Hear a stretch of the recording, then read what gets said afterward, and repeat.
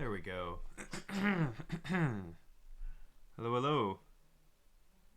All right, things are looking okay. All right. All right, all right. Let's see here. Got everything. Should be good to go. Okay, right. So, hey, Big Rick. How's it going? Hope you're doing well today. What's LGTM? To be maybe showing my ignorance, I'm not sure what that one actually means. Looks good to me. Oh, thank you. Boy, off to a great start, huh? I'm mixing up.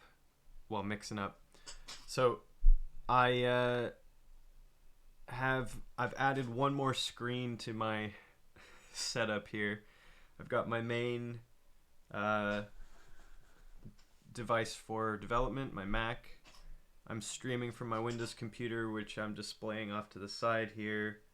It's irrelevant to showing the stream. It's just I'm verbalizing what's going on. I've opened up the chat on my iPad so that I don't have to wait for it to try calculate up over there. So things should be a little bit quicker to add like this. So yeah. Oh no. Let me mess around with these for a second. Yeah, you're doing well. Just finished your last school assignment for the semester. Done grading all assignments where you're a TA. Oh man, glad to hear that. One of my roommates is TAing for a course, and they talk about having to do the grading and stuff like that, and it can be kind of tedious work sometimes. So it's nice to hear that you're done that. I think TAing is kind of a mix of kind of fun, or like it can be cool to teach people, but can also be a bit boring sometimes. So glad that you're done. Hey, Barcodes, or L. Your name is always going to be funny to me in terms of pronouncing it out loud. But hey, glad to see you back. Hope you're doing well today. You script up as much grading as you can, but overall super tedious. Yeah. Automate what you can, right? All right, so right up top, I'm going to lay out a few of the things that I want to try do. And I want to get a little bit better at balancing chat interaction that's still useful to people with actually doing some of the stuff that I want to be doing. That's not chat's fault at all. It's totally me. And it's a skill I need to develop. So that's what I'm trying to do as I go here. I want to work on my SVG library here, and I want to work on a few layout features. By layout, I mean stuff kind of like this. So this is Inkscape, and I switched my keyboard, so I have to try learn the muscle memory for this keyboard again, but I'll get there. It's the Primogen's fault. It's his fault.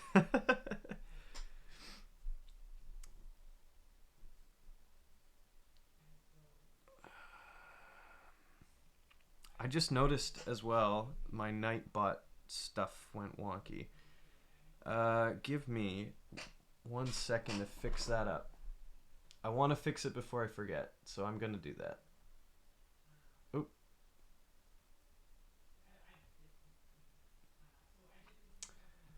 Oh, jeez. Oh, jeez. This is a professional doing this right here. Oh my goodness. There we go. Okay. So I'm just doing this while I mess around on screen. Just don't want to show stuff that, I want to keep it quiet. Oh no, the giant butterflies are attacking. Hey, oh, Johnny B. All right, shouldn't you be working right now? Oh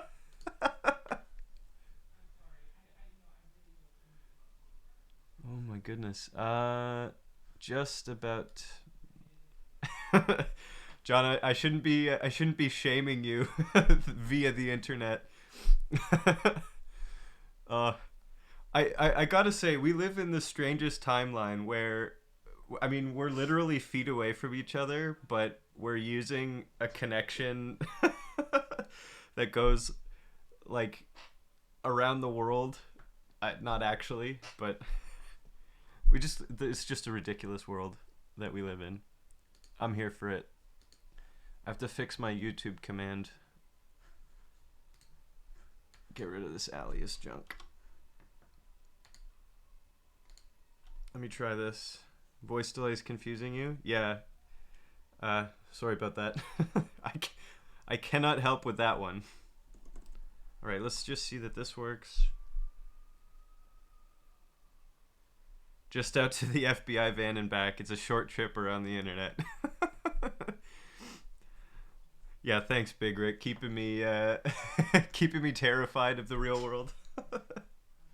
Oh my goodness. All right, we're good to switch back here. Just gotta go to my third keyboard here, and this setup is ridiculous. There we go. All right, we're good. So I just I'm messing around with Nightbot here. I just added a few different things here. Okay, things are looking okay as a start. Good.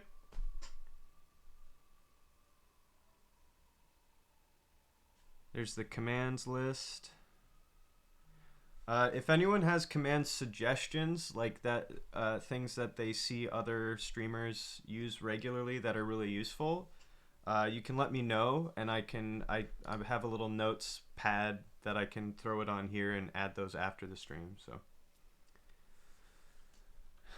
there's nothing too crazy going on over there. What I want to do is make an FAQ entry on my blog page so that I can have that be kind of a more detailed spot for things. But it's a decent start anyway. Okay, so today here we are adding layout stuff. So this one here is distribute, and so distribute works like the distribute features in Inkscape. Everyone wants to know my keyboard? Really? Okay, I'm gonna add that one then. That one. That's okay. I can add it. Add keyboard. See, the thing is, I have a few. I've been out of laziness using this one. This is just the iMac Magic Keyboard. I switched back today to using the Ergodox EZ. So that's why I might be fat finger. I might have some fat finger errors here and there. And then I have another. Oh, if you have a few, then you need keyboards. Good point. I have one other one. It's another small mechanical. Have the EZ in white also. Yeah, it's a cool keyboard. I really do like it. I found it when I first got it. It was confusing to use, but now it's okay. The thing is, I haven't configured it to be a custom layout or anything, and the switching layout layers I haven't memorized yet, so I still run into usage things. But favorite is the plank, but I wish it was split. I have my eyes on a plank. I might want to get one of those too. Add it to my needlessly large keyboard collection. But yeah, what's the opinion on the EZ? I really like it. So to keep probably it's a little expensive for someone who doesn't care all that much about keyboards, if that makes sense. I like mechanical keyboards, but most importantly, what I love about it is I actually think this split keyboard with the spots with keys for your thumbs there. Yeah, work bought it for me too, actually. And the cool thing is when I switched jobs, I convinced them to just let me have this keyboard because literally no one else was going to use it. So I got to gotta grab one. So, so I think, in my opinion, the killer feature of the EZ is actually that it's split. It lets you keep your shoulders wide, and it seems silly, but that can make a nice difference. If you work in front of a computer all day and then you play games on a computer at night, you're gonna, like, this is annoying. The other thing too is a normal keyboard, if you actually look at how your wrists are when you put your keys on the home row, your fingers on the home row, your wrist is actually turned a little bit. Hola, hello, how's everybody doing?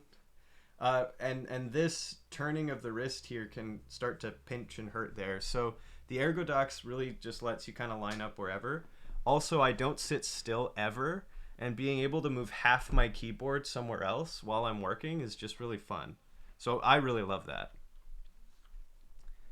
I bought a Cornet keyboard. I don't know what that is. Oops.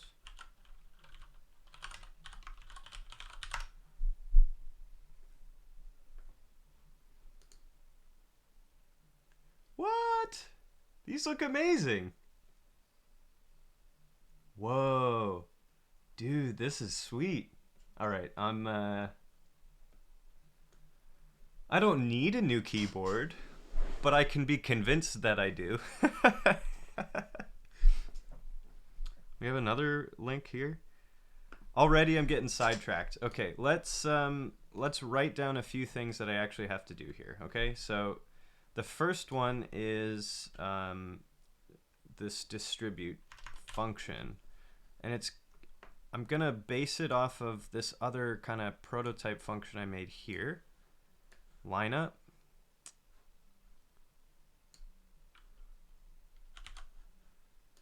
And I'm gonna modify this to be a little more useful. And we'll go from there. Isn't the plank opposite of what you're saying about keeping your shoulders straight? Yeah, it totally is. The other thing is, so I'm not perfect, and I do still use straight keyboards. It's like not that big a deal all the time. I just want the plank because it looks cool, not necessarily because I would use it for 8+ hours a day, you know?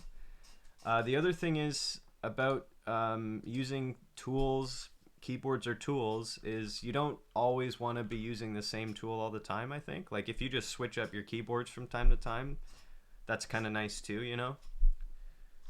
But I'm justifying the use of a keyboard for no actual reason. The real truth is, use a keyboard that you're comfortable with and that you can afford, and that isn't literally causing you pain. Those are kind of the only criteria that really should matter, in my opinion. Anything else is just, it's just kind of because I like it, is ultimately the justification. Makes sense? Yeah. Good luck picking your keyboard. Let's see here. Yeah, demo or describe what distribute does. Yeah, that's a really good thing here. So I've got Inkscape ready to go. So these are 3 shapes, right? They can be any shape, or they can be a group as well, but we'll just use these because they're easy. Actually, let me... where's my delete key? Sorry. Have to remember the layout of this. It's been a while.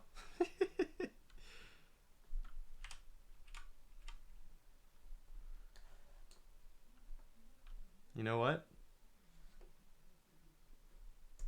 There. All right.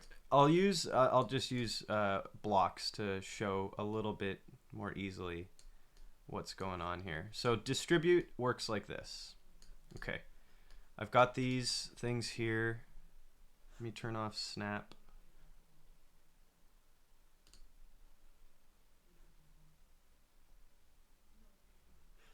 Oh, we got the beach ball problem.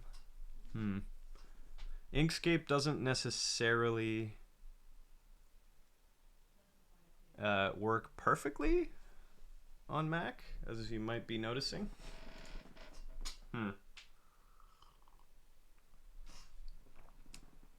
spend 60 hours or more a week. Why not enjoy the time with a sweet looking and sounding keyboard? Yeah, actually, that's a good point too, right? So I've heard the general advice. I'm just sorry, guys. Inkscape is. I'm gonna force quit this bad boy due to impatience. Yeah, spend your money where you spend your time is some like it's a bit quippy, right? But ignore please. I don't care about this right now. The idea is you don't have infinite money, so you want to make choices about how you spend it. And if you're going to get some expensive things, which often have a good build quality and will last you a long time, you still wonder where you should spend a good chunk of money on a high quality thing. And the answer is usually simple. If it's a thing or an activity that you know that you're going to be doing a lot, it's usually a good idea to spend a little bit more money to get quality stuff in that area. So it's like if you enjoy gaming on a PC, it's very obvious where that you might want to spend a little more to make the rig a little more capable of playing the games you do. But if you only play a little bit, buying a massive gaming PC that's really expensive makes less sense, right? Same idea, but for all things. All right, enough of waiting around for this. I'll show you the distribute function. I've got these 3 objects, and what I want to do is distribute them and lay them out more aligned to each other. I can go here to align and distribute, and these here are the alignment options. So I can align the top edges and it'll push all of the boxes so that their tops line up exactly like it says. And you can really tell that this is working when you do this. You see how it moves the long one down so that its top lines up with those. And you can pick it relative to, let's say, the last selected object. So if I do this, I pick this one last, these 2 will move down to align with the top of that. So that is alignment. Distributing is shifting the things around to set the spacing equal. So make the left edges equidistant. So the distance from this edge to this edge is whatever number of pixels, and this edge to this edge is also that number of pixels. You can instead distribute it so that the space in between the objects is the same, and those are sometimes different depending on the layout of the object. So the centers, you can distribute those evenly, or you can see how you choose to distribute the items will move them around relative to each other. So that kind of functionality is what I want to build into my library here. So if I pass a list of 7 objects into the distribute function, then it'll distribute them along a line appropriately.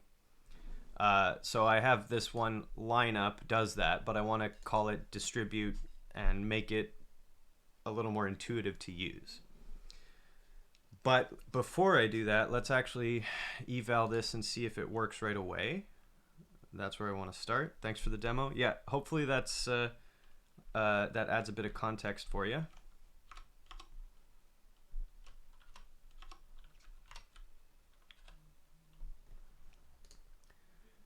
Unable to resolve bounding box dimensions. Video cut out just as I described the Clojure API I'm looking for. Oh, sorry. I didn't say anything too substantive. I have this lineup function here already. It already takes a direction, so that's either X or Y. It takes a gap, which is the gap between the objects that you pass it, and then items is a list of SVG things. So it can be a list of any number of valid SVG shapes, including grouped items. So you could group a lined up thing and then put that inside a lineup so you could nest lineups and all that. Hey, Linux.exe. That name is funny to me. How's it going? So at this time, you're just focusing on distributing with a set gap. Well, what I want to do is see if I can... So this lineup function I made in a different library, call it a prototype. And it's useful, but I want to see if I can make the lineup function act more broadly like the distribute thing from Inkscape that I was explaining earlier. Does that make sense? I'm going to see if I can change lineup to be a little clearer and a little not necessarily simpler to use, but very clear what arguments you need to pass in to get out the results you want. So that's where I'm going. And before, since I copied this from another library, what I like to do is try eval it in the REPL to see what I'm missing. So here, for example, this bounding box dimensions function is not a thing that exists in my SVG library. So that isn't a problem. I just have to either create it or make an equivalent setup in my SVG library. And I just have to try remember where that's supposed to be.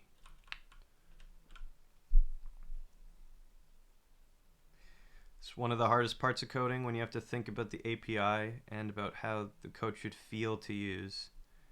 Not enough people think about it.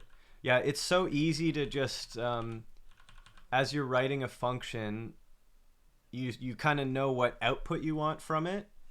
And sometimes you're like, okay, well, I know I need the width and the height. So you put those in as the arguments. You don't have to think too much about that. Usually width and height just make sense. But then you realize you also need to find the center point. So, oh, wait a minute. Okay, let's just throw center on the args list. And then, oh, I also need the child element or the parent element or whatever. And suddenly you're tacking on the things you need inside the function to the argument list without necessarily thinking about, one, whether or not that's a good idea, and two, if the order of the arguments themselves makes sense, or if the names, if they should be like keyword arguments so people know what they're passing in. All that kind of stuff is important to think about. But it's so easy to make a working function and just kind of slap what you need in there and not kind of clean it up after the fact, right? It takes diligence, right? So let's go. I think it's in the utils. Here we go. So this bounding box dimension function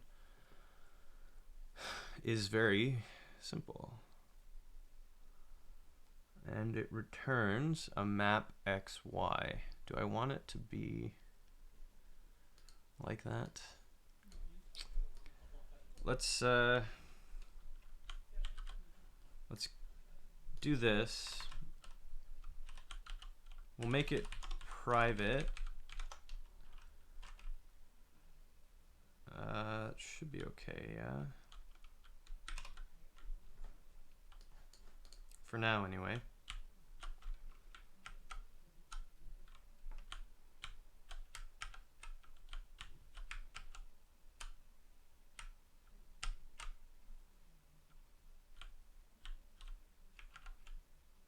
Sorry, I'm trying to remember the buttons. There we go.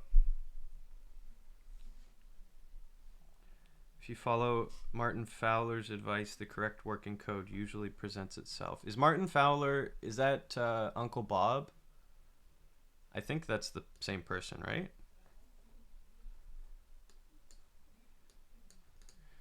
I would imagine if that's the same person. No? Is that... what am I mixing up right now? Why am I mixing that up? Because something's wrong. Some wires are crossed in my brain. Sorry. I don't know what I'm thinking. Literally different names. Uncle Bob is not Martin Fowler. I know. Now I'm super embarrassed. Literally different. Yeah. You know what? I'm not even going to try and defend it. That was a complete and utter brain fart. How about that?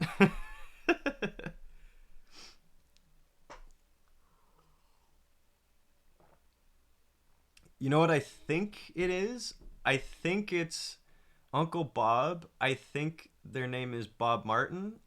And so my brain's like Bob Martin Fowler, therefore equal, which is not true, but I think that's what it is.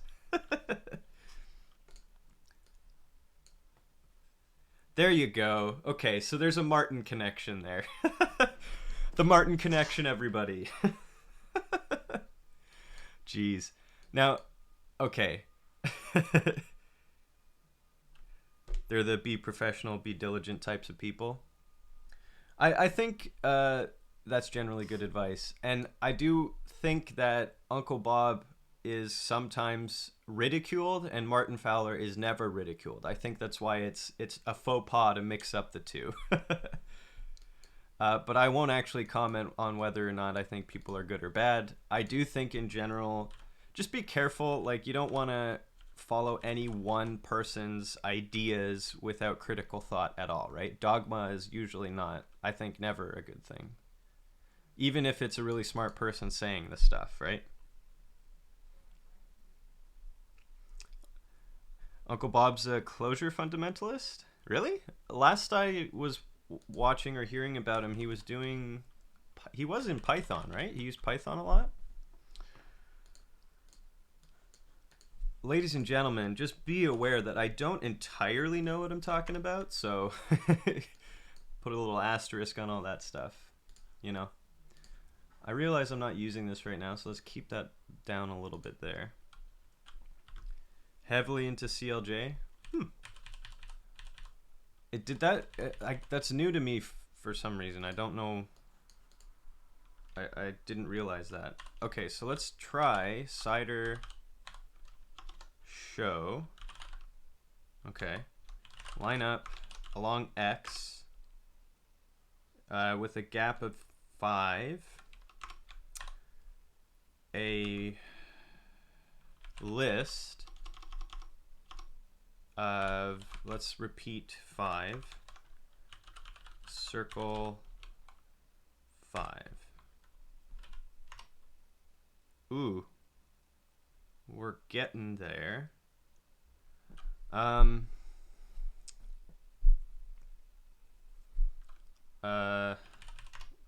show it in the browser too. Yeah, it's a recent change, like in the last 2 years or so. Oh, okay, I gotcha. Cool. What? This should open up in the browser? My computer doesn't want to cooperate today. Sorry about that, everyone. I was hoping things would be going off without a hitch. Flawless execution. No errors. No spelling mistakes. No mixing up Martin Fowler and Uncle Bob. But clearly that hasn't been happening. I'm going to be okay with it, though. While I'm waiting for this to do literally anything,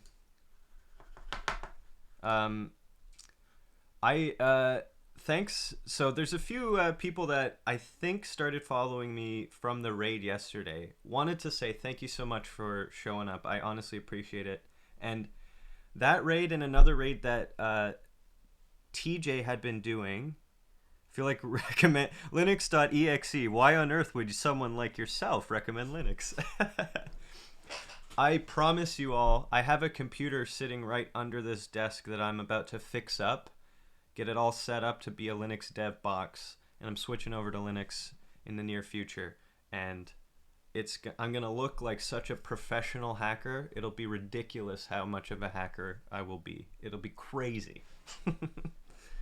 But what I was saying, TJ and the Primogen, they both rated recently, and with all the followers and everything like that, I was able to get affiliate status. So I actually did the Twitch tax stuff in the background, and I've got the affiliate stuff going on now. So I don't need anyone to act on that necessarily. I mean, feel free if you want to, but I just wanted to say I'm really happy with that. I'm proud of that fact. That's all.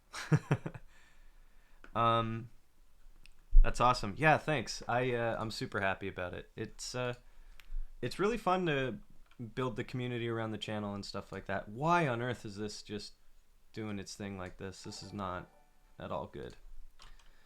Well, so we've got this lineup function at least somewhat working, like we can sort of see it. Right, so let's, Arch is the way. Yeah, I was thinking Arch. I was actually thinking Arch or Nix, Nixos, because that has like the nice repeatable builds sort of thing, which seems pretty cool to me. Oh no, I did the wrong show. Now it's going to try to launch another browser window. Yeah. Ah! Yeah, whatever. Let's close this one. Let's just pretend that there's no problems. How about that?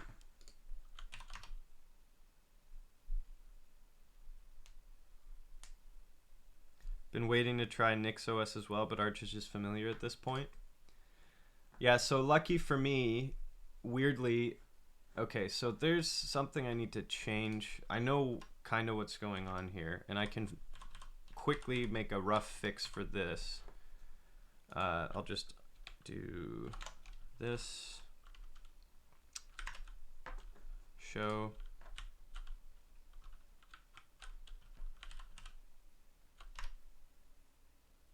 Okay, there we go. We got something.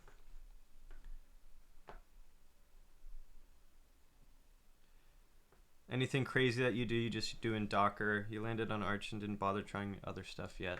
Yeah, that's the thing.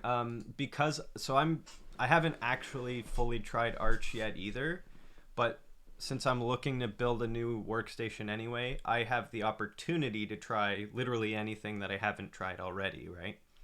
I mean, I could do Debian or Ubuntu, the things I've used plenty before, but may as well be adventurous, right?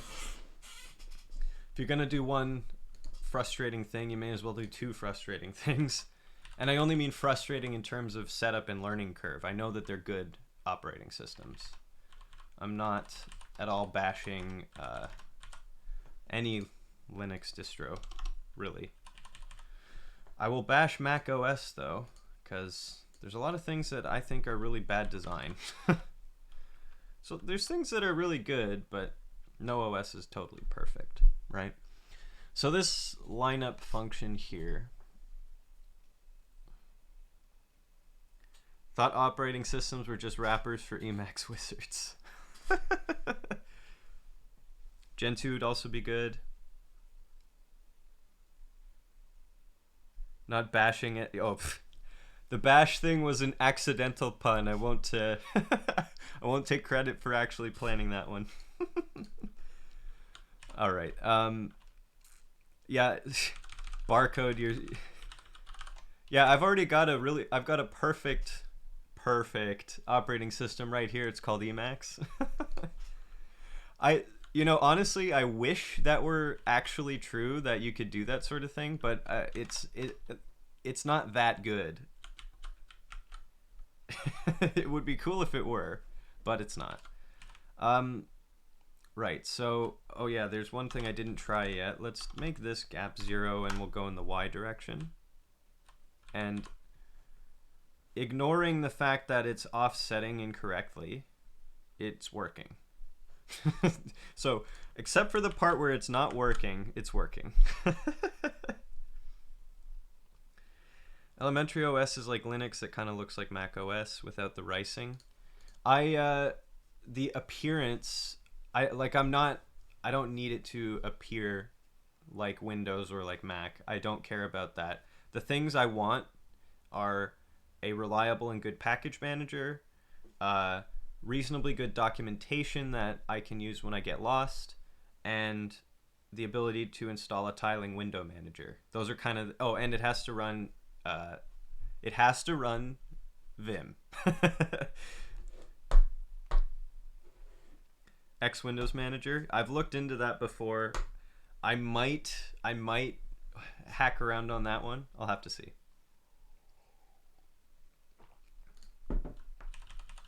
So, how do I actually want to use this first? r/beat me to it.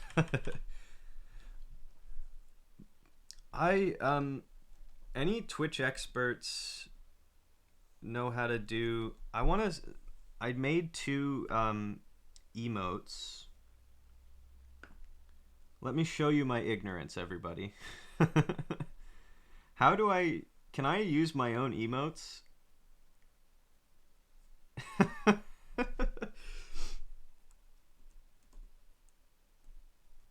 No? Maybe? No. I have no idea what I'm doing. I'll figure that out later. Worry about that one later. You've run Arch for years, then tried Debian and Pop OS, back to Arch. Used Endeavor OS because install is boring. I will agree. The install side of things is never the thing I like. I like getting into an OS, making sure that it handles logging into my internet, like my internet provider and all of that stuff, and then I can start doing my dot files and stuff like that. The initial install is not fun. It's not actually that bad. It's just the part that I don't like. There's another function I have to do. Array. Array's probably a bad name because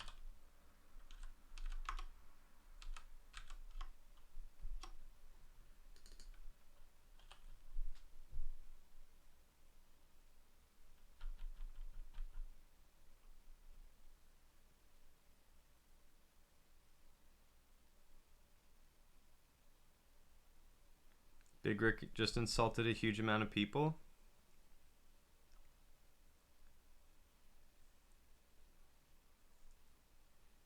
Oh, did I also just insult a bunch of people? I happen to not enjoy the install process, but yeah, no, I hope it's implicit that that's my own opinion. And yeah, like Big Rick says, paren, I think, close paren, as in my opinion, Linux.exe, which is an amazing name. I keep loving that name.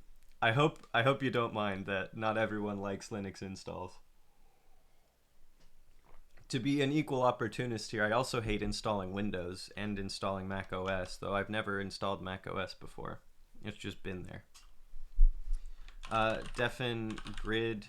So this grid one, I don't know how I'm going to do it yet, but it has to similarly copy an object onto a grid. So it's going to be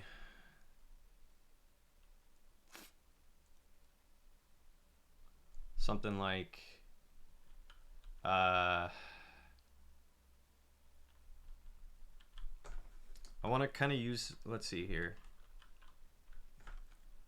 I just realized I'm doing that thing where I pop around from different things without finishing other things. Let's not do that. Let's focus on this lineup function, okay? Because this is a useful function to work on.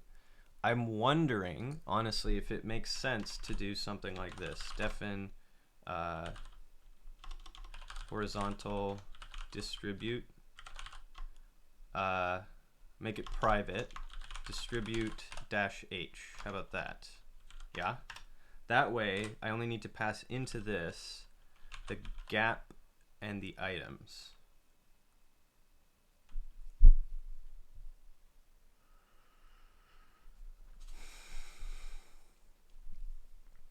Oh, wait. Pause on that idea.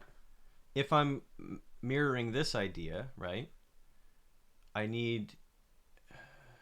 don't actually need to specify the gap. I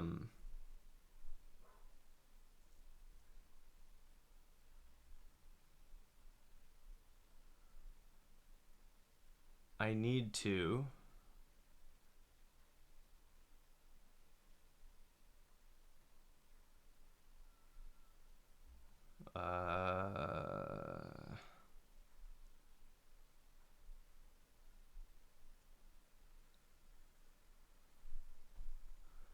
right. So I'm going to give it, first of all, it needs items. For sure it needs a list of items. We'll start with that.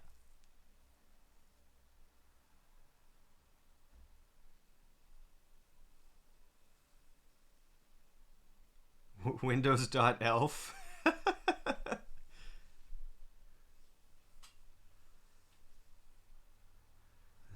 Someone noticed your name? Really? People didn't notice the name? It's so obvious to me. I do love it. And Windows.elf is hilarious. Minimalism of an installation is what I like. Linux.exe, for sure, that's a really good point. I think it's not... It's like I like the result of having installed a minimal OS. I don't like having to do the work necessarily. It's like I want to know how to rip awesome chords on a guitar, but I don't necessarily want to sit and practice all the time. But you got to do the one to get the other. So distribute. Let's make a little note here about distribute. My distribute functions will all be relative to the first item in the list. Typically, this will mean that the entire distributed group will have an origin point at 0, 0, but it can be arbitrary if the first item in the list has been translated somewhere else. So that's fine. You can play guitar without learning. I guess it's the quality of play that that I'm suggesting it scales with effort in practice, but granted, it's all good. Installing an operating system is not equal to playing guitar. Just like Martin Fowler is not equal to Uncle Bob. These are very different things. Okay, so using this, right? Distribute has a few options. There's, by the way, this is another feature I will be adding in CAD software. They're often called like pattern arrays or something like that. But you can take an object and kind of copy it along a path or a trajectory or whatever. So that's something I'll have to think about, because what I probably need to do is actually add parametric curves, like mathematically parametric curves, so that I can distribute things along a path. And that might actually be, it might be beyond the scope of the library, or it'll add more work to the geometry mathematics of it, which is totally fine. I just have to think about that. But that's why this is open here, just as a visual reference. That's all. So distribute has distribute left edges equidistant, centers right, make gaps equal. So there's 4 options. And then there's the 4 equivalent options for the vertical direction. The stream's nice. Hey, Linux.exe, thanks. I appreciate that. It's really nice. Glad you like it. I mean, I would imagine most people don't set out to like actively be jerks on stream, but I do try to be nice and explain what I'm working on and actually try to do work. All that stuff is important to me. So it's cool that you're here chatting too. I love that.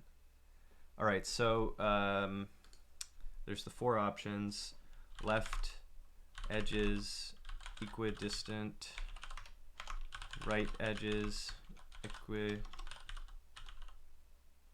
Typos be typos. If I spell it wrong, it's fine. Centers equidistant, and gaps between are equal. So those are the four things. So my lineup function actually is actually just this fourth option here. So I wonder if I should actually do some kind of multi-method. I'm gonna not do it as a multi-method right away. I'm gonna just start with functions and just feel how things are going. Hope you're not distracting. Is this the org mode people talk about? Yeah, I'm working in org mode. And by the way, anyone at all who's tuned in, feel free to talk in the chat, ask questions. It's totally good. The chat is distracting because I choose to look at it, right? If I'm deep in the middle and focused and you ask a question, obviously I might not answer it. But that's a me thing. It's never a problem for people to be talking in the chat, okay? It's totally cool. By the way, if you see a question in chat and you know the answer, you can like go ahead and help people out. It doesn't only have to be me sharing knowledge because I'm not some super genius. I mean, case in point, this stream. But yeah, go ahead. It's okay. Sometimes I like being distracted. Sometimes I try not to.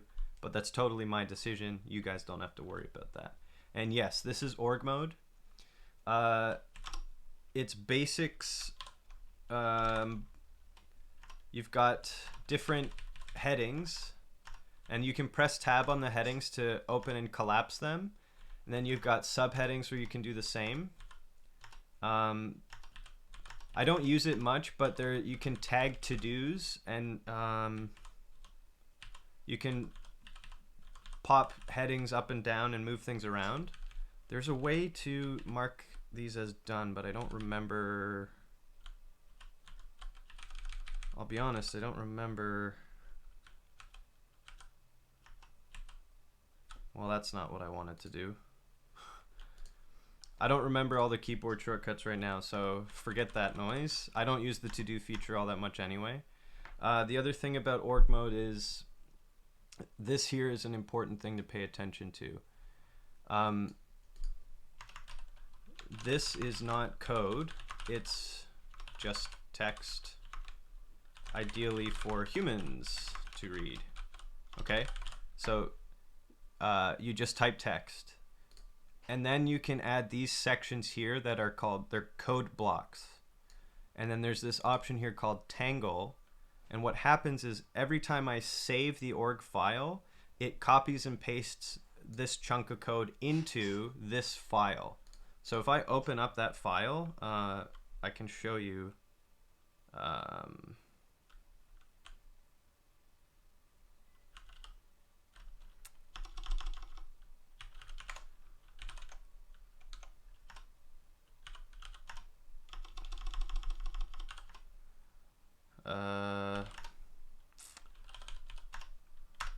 Right, so here in this pane here, we've got, this is just the Clojure source directly, okay? And I can go here and I can write string hi chat. And if I save this file, you'll see this file change as well. See that? It added that change there. Likewise, if I delete this and save it, it disappears. So what I do is write all or most of my source code in one file, shuffle it around and explain it so that my human dumb brain can understand what I've done.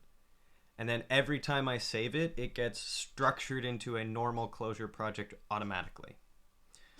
I can do any language I want. I can specify some other language here as well. You could set it up for Python. You could set it up for Clojure script, JavaScript, C, C++. And here I could list all the languages, but you get the idea. You could do whatever, right? It's like magic. Yeah, it's pretty cool. Now, caveat, it's it is by default just a one-way connection. So if I do something like this, major important bug fix, right? And save the change into the source code directly, and then close that file, and I forget that I've done it, and I don't have it here. Oh, the major change is now deleted. So if I'm working on a project on my own, I just go to the org file and I never have this problem. If I work with other people, I either need to build a tool that will track the changes in the source and put them back into the org file, or come up with a different workflow. But I'm going to cross that bridge when I get to it. I'm not going to worry about that right now. It's not been an issue for me yet. So, but that is a weakness.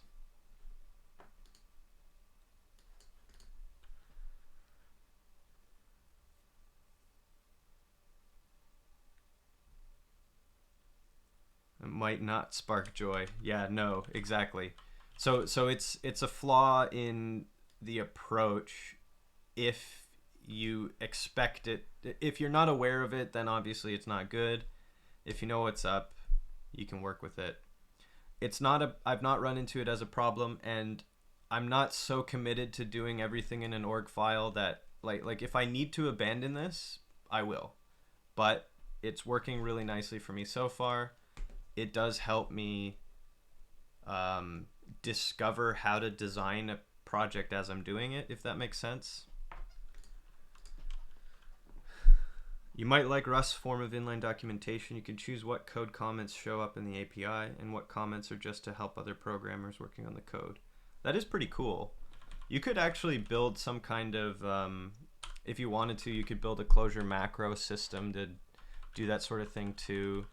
The other thing is I gotta be careful not to worry too much about that sort of thing. Like a lot of the time, simple documentation is usually pretty good. You know, some tests, some examples, and things end up being okay. That's especially true if your library is relatively small. You don't need to put a ton, like you want to document things, but you don't need to put tons and tons and tons of extra effort into it, you know? Just use the language's default tools. Anyway. So if I distribute H, let A be the first from items.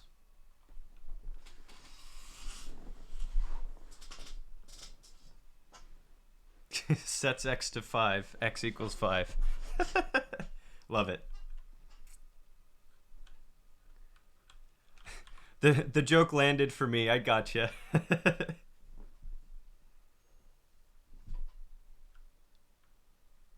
Love the features. You're scared of the rumors about scary default keybinds. Linux, are you talking about org mode and Emacs?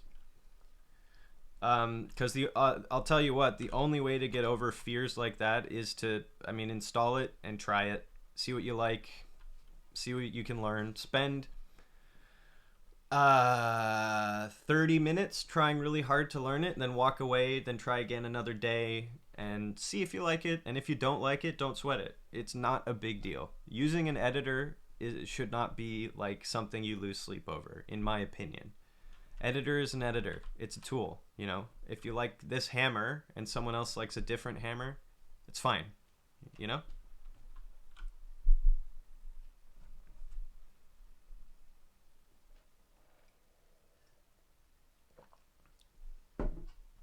The thing too is it's a free editor, right? So you really, the only thing you lose is a bit of time and patience, right? So I say give it a shot. So what do I need? What do I need?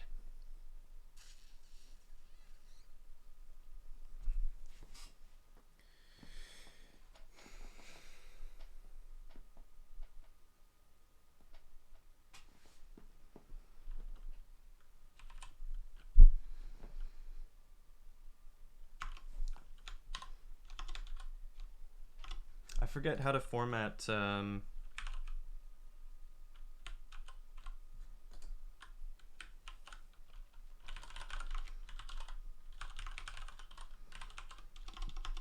keyword arguments.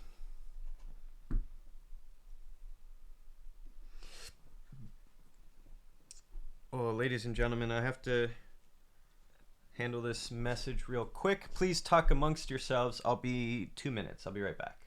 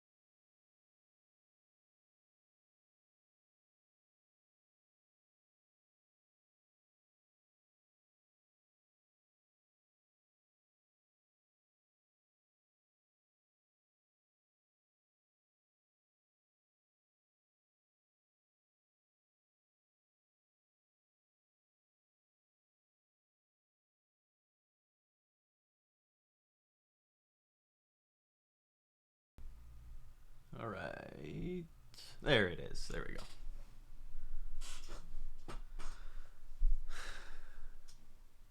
Anarchy in the chat.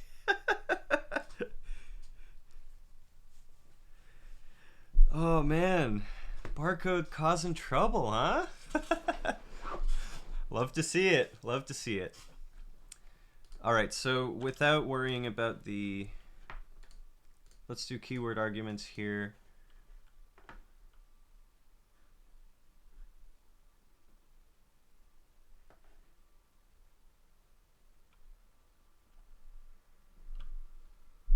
Default arg values. Ah, okay.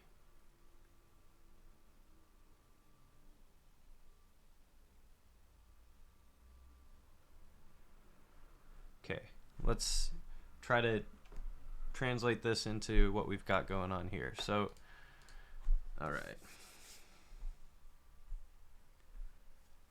Didn't understand the hype, but you wanted to learn about it? Hype of...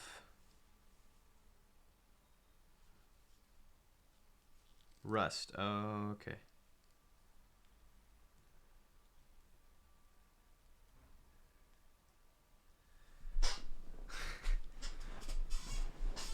People will fight in the comments in Hacker News no matter what. Yeah, there's some truth to that. Human nature is a funny, fickle thing, isn't it? Okay, so I think this will work with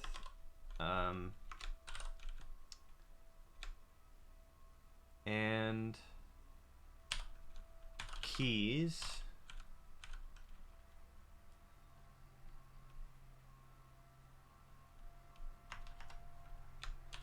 And we'll do or has defaults. This is confusing syntax, at least initially. Oh, pardon me. I'm just getting my daily truck delivered into my backyard. Oh my goodness. I need to keep the window open though because it's warm in here, so deal with it. It'll be just fine. Okay. So what's happening here, right? We've got keys. We want the edge to be left or right, and then we want, and so actually we should probably, the default distribution, we'll just set it to center because that seems like the intuitive one to make sense, though I'm not entirely sure about that.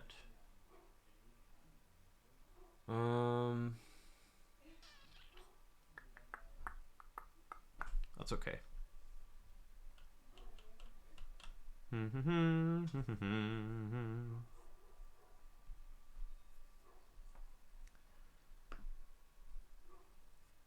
Oh my goodness. John just subscribed. I would say thanks like directly, but I literally live with the person, so I'll go say thanks to them later on.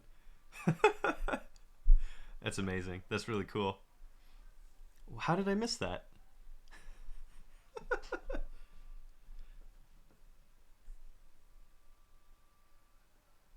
That's cool.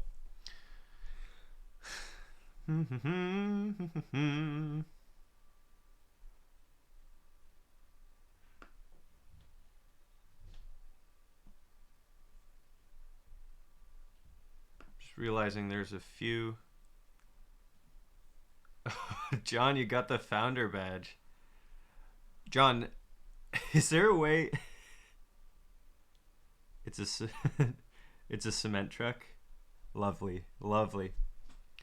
John, can you do me a favor and try figure out how to use the emotes? I want to see if they actually work. I have no idea how to do that.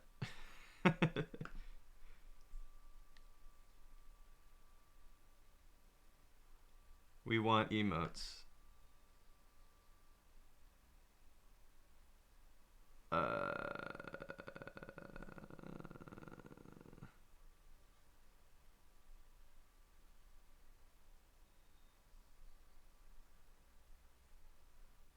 I don't know what I'm doing. There is no channel option for it? Okay, I'll have to look into that later. Thanks for checking anyway. That's no problem.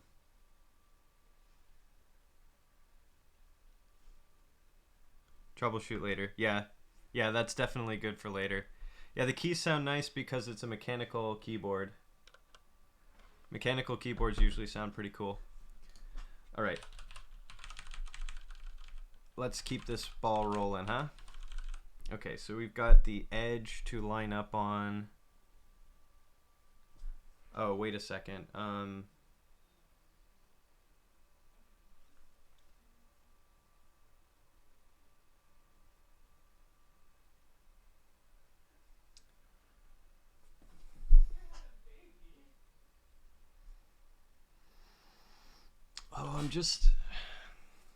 I'm overthinking this.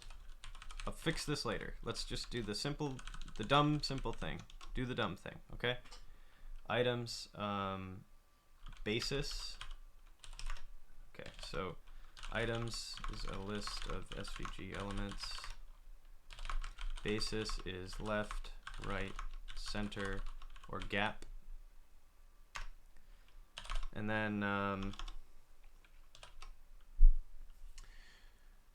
items basis, and then span is the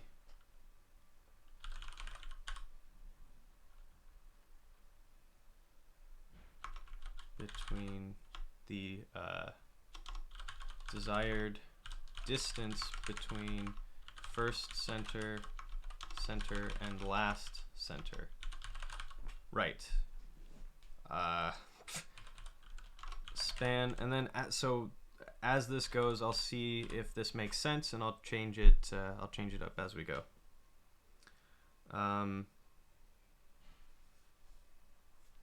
Right.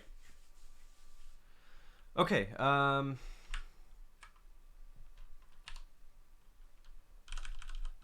So actually I want to be tf/centroid of the first item.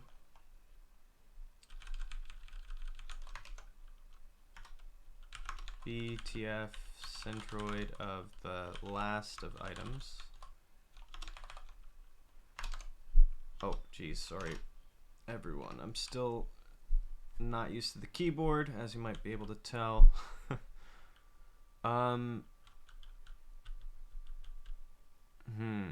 Okay.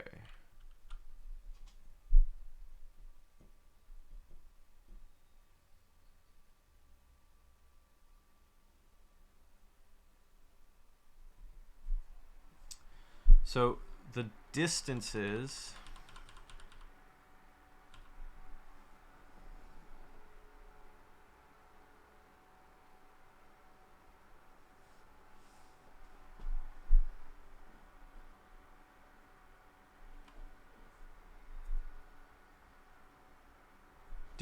we can actually use the same logic here. So I'm going to start with this. Oh, what tragedy.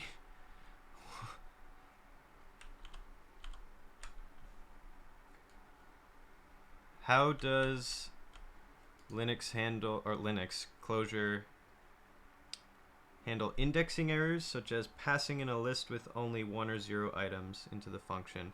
That's a good question. I'll show you in the REPL in just a minute. One lovely thing about REPL, having a REPL ready to go, is you can actually, like, you don't need to remember how things work all the time. You can actually experiment on the fly, you know, and kind of learn from there. So let's see in the REPL here what happens when I do first of list. It returns nil. Likewise last. So if I do list, it's empty.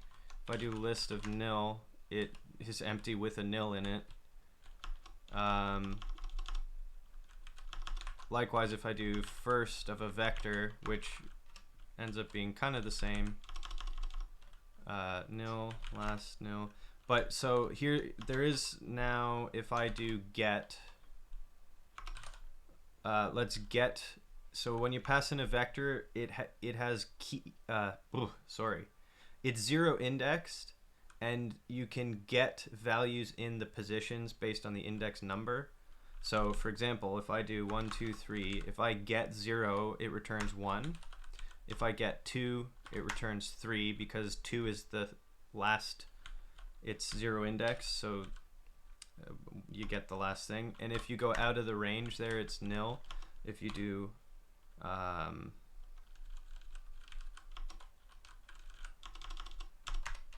there you go, it's nil.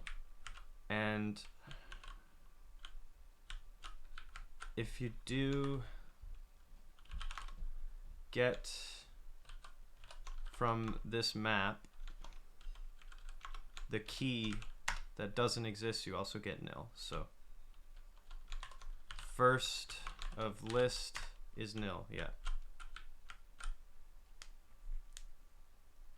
Yeah, list nil is kind of different than list. I would imagine there are circumstances where something goes wrong, but like between those differences, but I can't think of one right now. So I guess the general advice is don't assume that they're the same, right? Like maybe here, if I count list, it's 0, but if I count list nil, it's 1. There you go. So there's a difference right there. Count repeat 20 nil has 20 nils in it. So just be aware of those things. And oh, the other thing is you also, if I get repeat 20, if I try to do get on a list, it's not indexed. You have to coerce it into a vector in order to get things from an index in the list. So that's different than going out of bounds, but you have to just be aware of what's going on there. Okay, distances. Let's try to remember what's going on with this.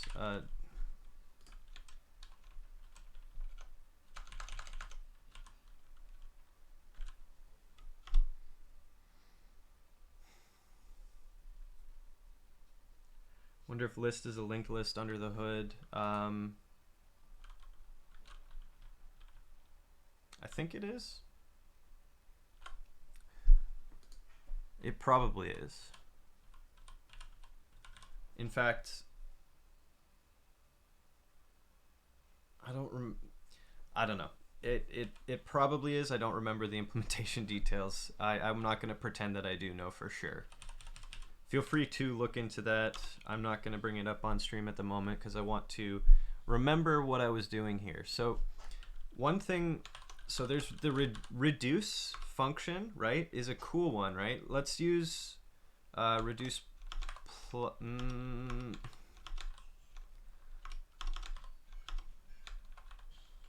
oh, keyboard, what?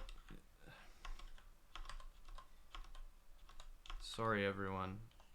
My ignorance knows no bounds. What? There's the plus. Okay. Sorry about that. Let's build up an understanding of what is going on with this distances function. Okay, so let's use the range function to build a list of 5 numbers. As you can see here, it just returns 0, 1, 2, 3, 4. Makes sense. It just lists out the countable numbers as you go. You can change range. You could change it by start, end, and step size. So if I wanted a different list, I can adjust those, and I could even do partial steps. So then you've got weird float rounding errors, but you can do that. Okay, so let's use range 5 as a basis for showing off what's going on here. The reduce functionality of functional programming in general takes some collection of a thing and mushes it into a single thing using some function. So the simplest one I can think of is to show reduce using plus.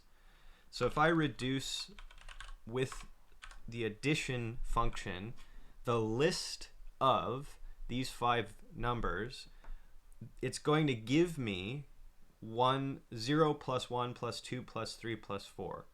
So that's going to be 10, and that's what you see here. So reductions is just a function that shows the steps of each reduce happening. Okay, so what does that mean? It means, let's see if we can parse this. The very first thing that happens when you run reduce, the first thing it does is add 0 to 0, so you get 0.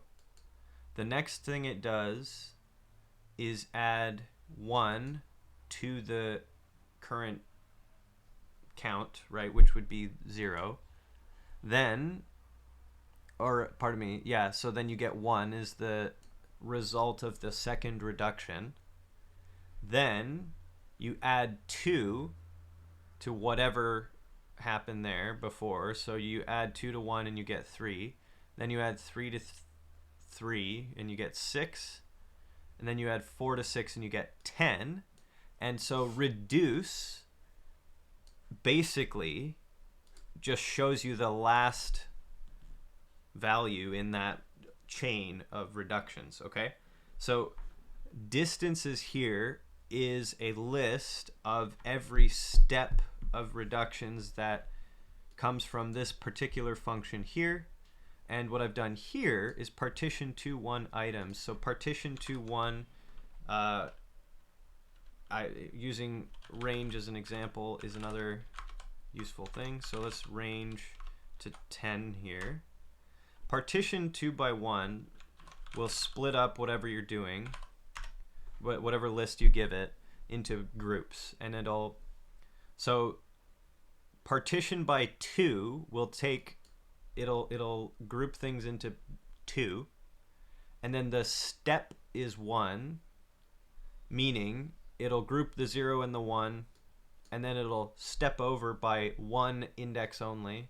So then it'll group 1 and 2, step over by 1, then 2 and 3, and so on. So you get 0, 1, 1, 2, 2, 3, blah, blah, blah, blah, blah. Very simple. The reason to do that is when I pass a list of items here, I want item A and item B. And what I want to do is calculate what I'm doing with this function is calculating the distance between the centers. So A and B, I'm calculating the distance by way of getting the width of A divided by 2, the width of B divided by 2, add those together and you'll get the distance to the centers, and then add the gap, which is what you see in lineup here. Now gap doesn't exist, so that's something I'll have to calculate based on the span. So gap has to be calculated somehow. Let's hard code a value 1 in there for the time being, so that we have a working function as we go, and we can kind of think about what needs to happen as it happens. So in this particular case,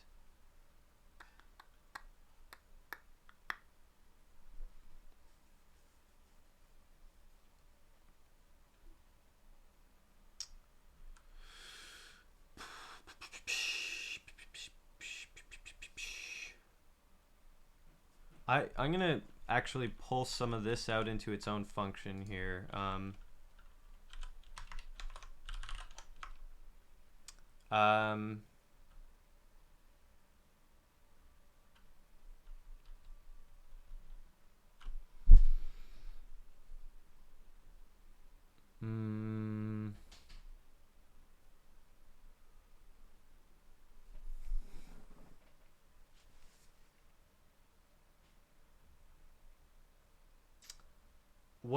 So what I want to calculate is the distance between, if I just give this function two objects that, let's say they're both centered on the origin, what I want to calculate is the either horizontal or vertical distance between their centers if their bounding boxes, what's the word, where they're just touching but they're not like they're not passing through each other.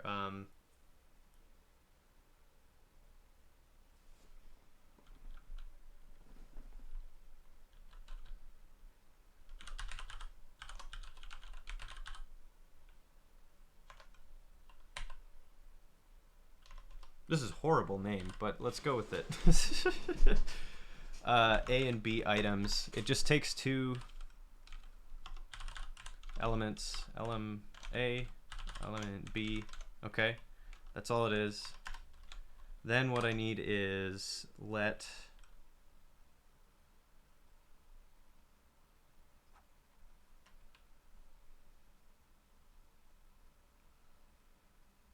just going to be this essentially.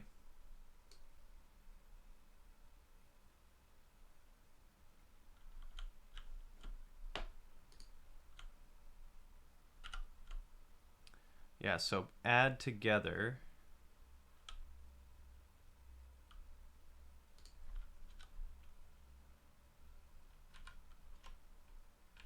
Let's just clean this up just a smidge. So I'm going to get from element A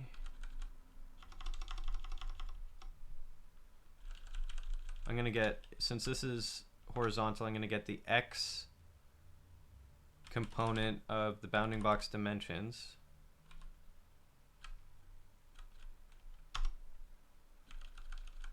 Divided by 2.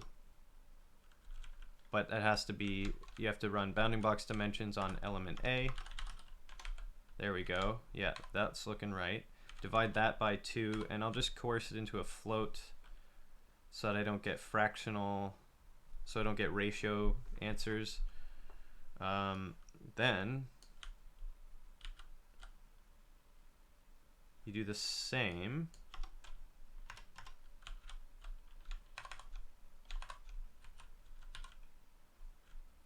for element B.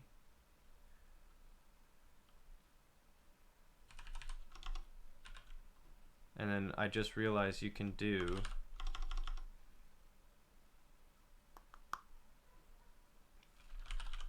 I'll call it axis. That makes me think about, you know what? Let's call it axis key. There. Now it's a little clearer. Now let's see if it actually is going to work. That's it's always the trick, eh? You got to make sure the function works. All right, so let's do center distance between the alternative to partition 2, 1, range 10 is to map over range 10 and rest range 10. That is very true.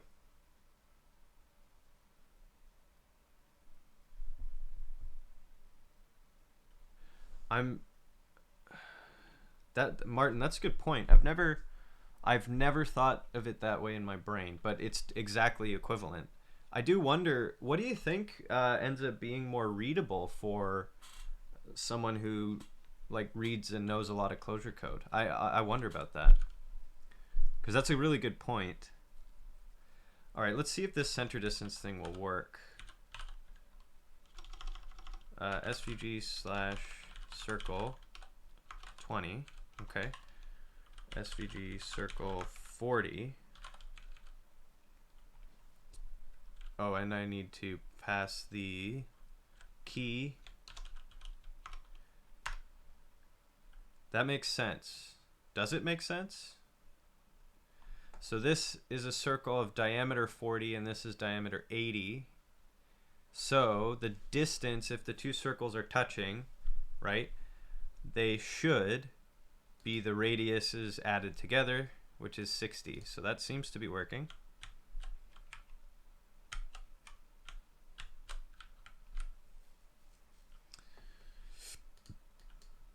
And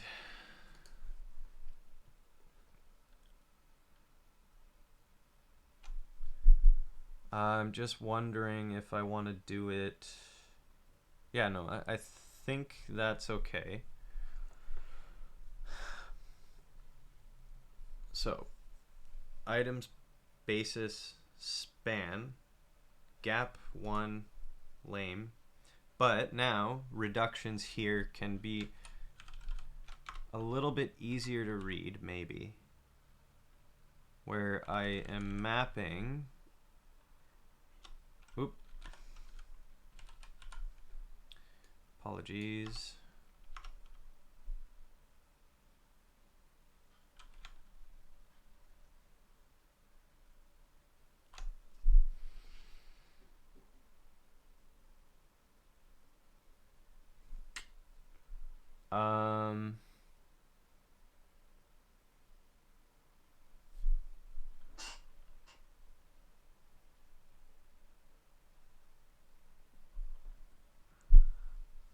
I'm trying to think if there's a clever way to add the gap value in right away without making the function look weird. There must be, right?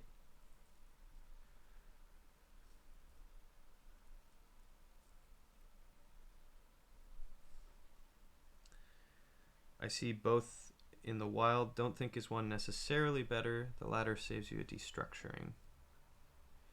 That's a good point, Mac.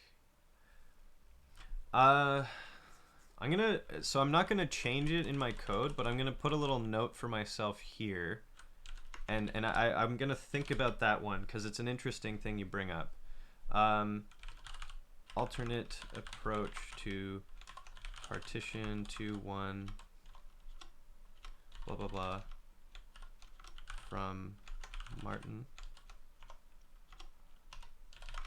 Map function. Oh, let's map f.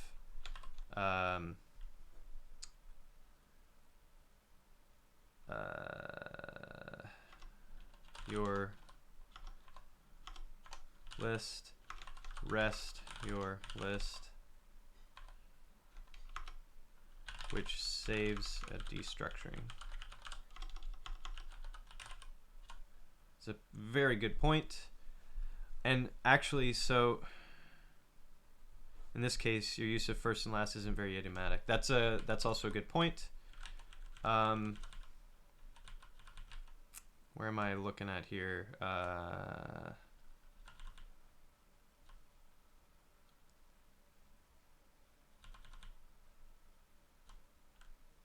Right. That's in here, this bit of code here, right? That's what you're referring to. This is, just ignore this. I'm not actually convinced this is the right thing to do. In fact, I'm not using it yet. I realize I have to change that. I don't need. Right, it would be something along the lines of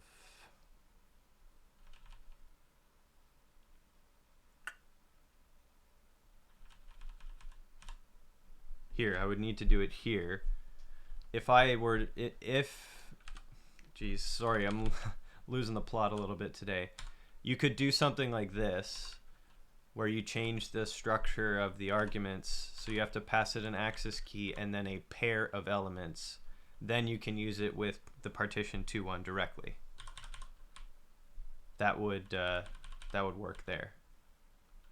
So let's actually do that.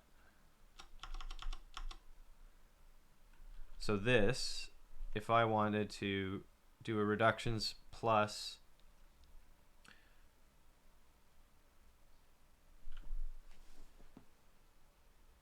I don't even need to do a reductions on this, right? Am I being really silly right now? Let's pare this down even further. Let's do center distance.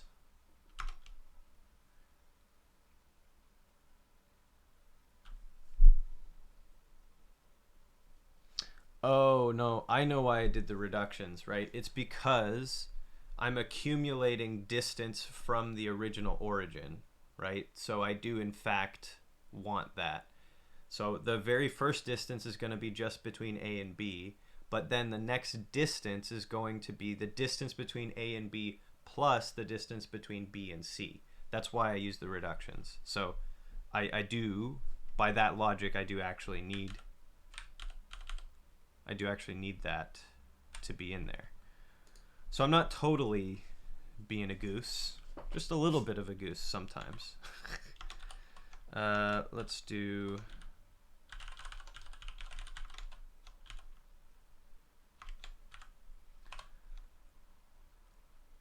should I just do partial?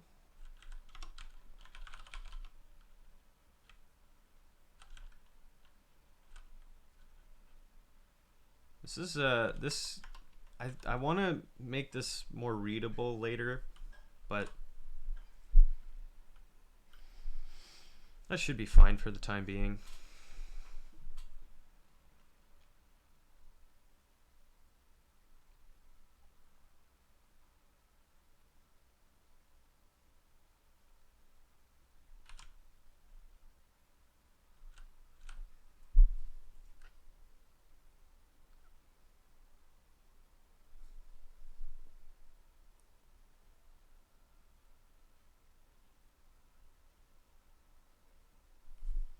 I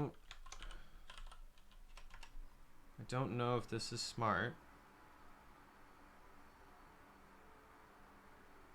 No.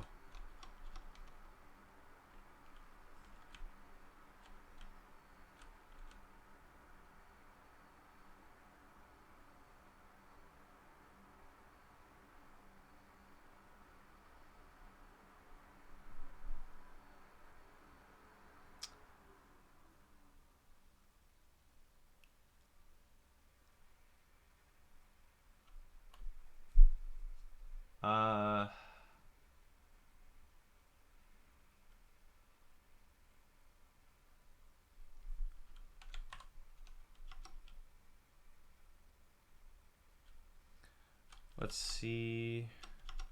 We'll try this. Right, so what I'm actually doing is two things. I'm adding gap to the result of, whoops, center distance x. Yeah.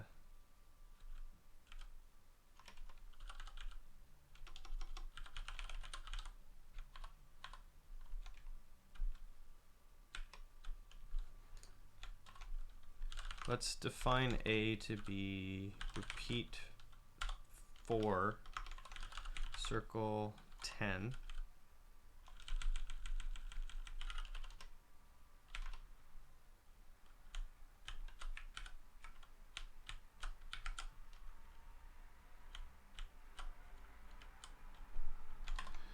Right, so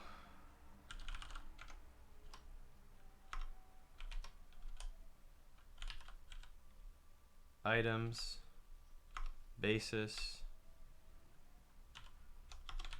left, span, doesn't matter yet.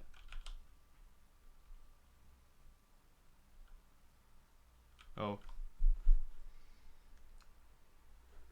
I did not there we go.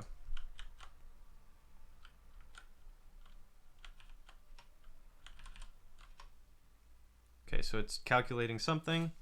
Is it perfect? No, but we'll go with it for now. And see what's up. Ba-da-ba.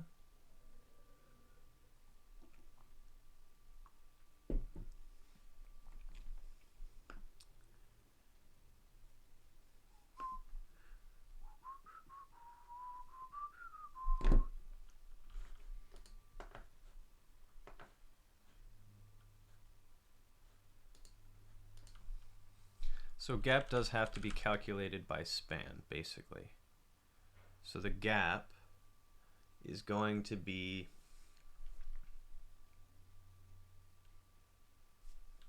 before I do that though, let's wrap this up a little bit. It's going to be this. It's going to be the same thing.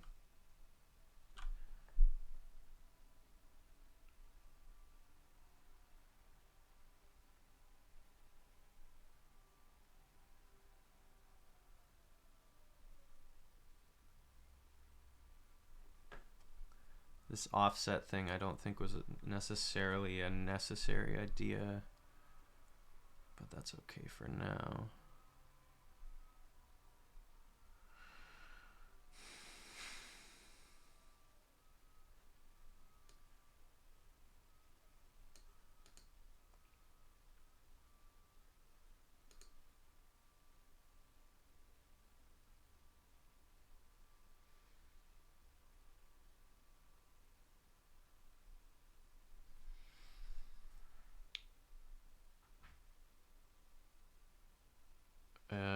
Right, so in this lineup function here, I map a like every item except for the first item, I map with translate and the distance associated with the second item. So the first item is at 0, 0, or wherever its own origin is.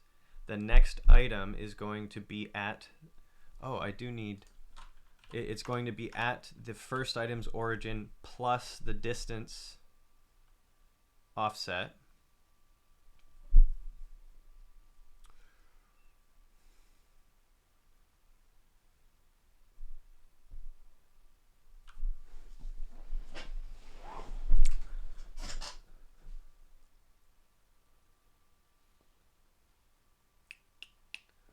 Yes.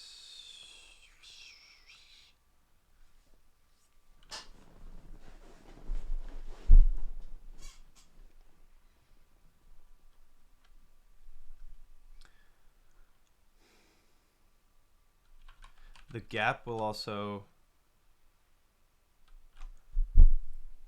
gap is also only, this is also not correct. The gap will change based on the item. Because I can, the idea is I want to distribute non-equal items, right? So the only time where the gap will be a constant between every item is when there's two things. Just by circumstance, if they're all the same item, then the gap will be the same. Or when the basis for distribution is gap distribution. By definition, then it's set to the same. Otherwise, it's going to be different every time. So this is not even, this isn't even going to be correct necessarily.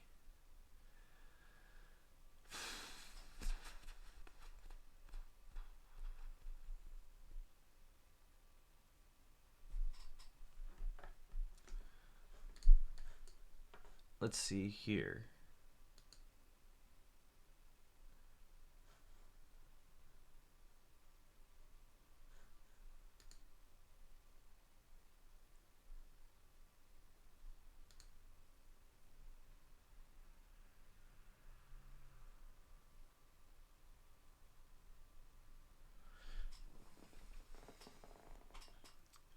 What I'm starting to think is what might make more sense is that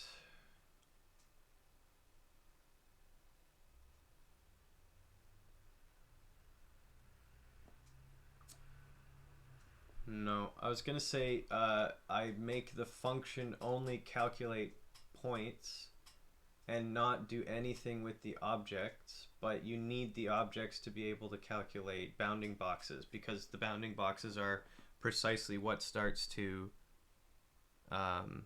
set, like it's a critical element of the distance, of the distances and final positions of the things, right? Or is that true?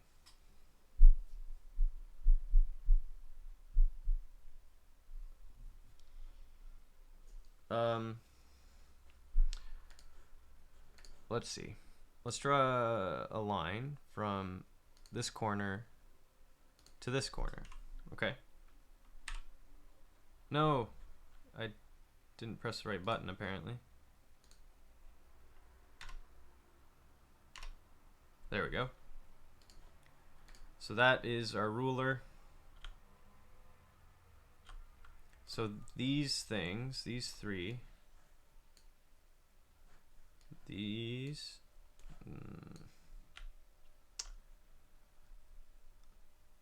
come on.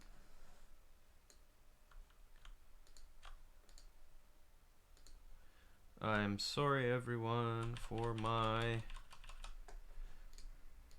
Inkscape slowness. Right, so relative to last selected, that's fine. Left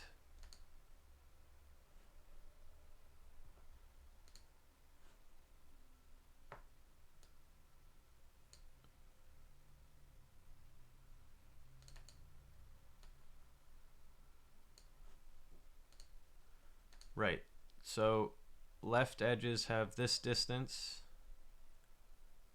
and they have a distance between them there as well. This, just gonna do this because that should be fine. So those two distances are the same, which makes sense, right? That's exactly what we wanted it to be laid out like. Now let's do centers. We should see this distance should be the same, right? Is that right?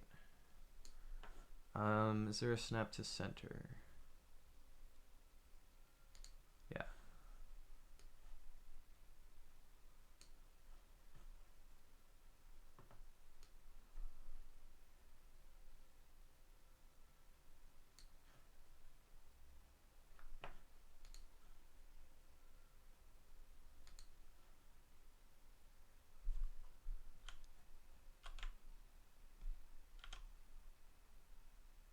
Okay, so the center distance does change.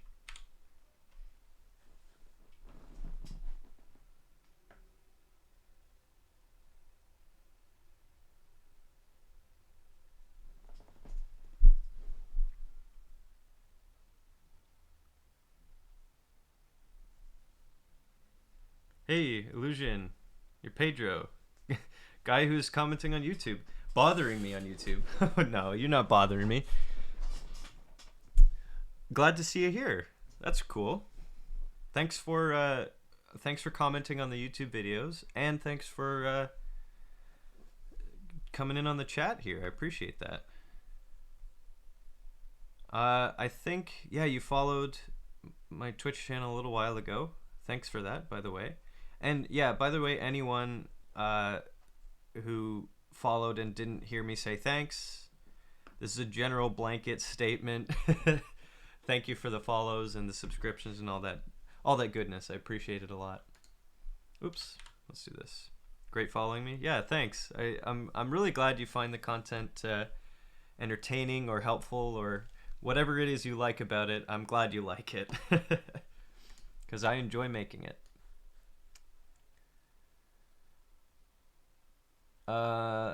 Right, so I'm in the middle of trying to think about how I want to do this distribute function, which either I'm way overthinking it or it's a more complicated thing than I originally gave credit for.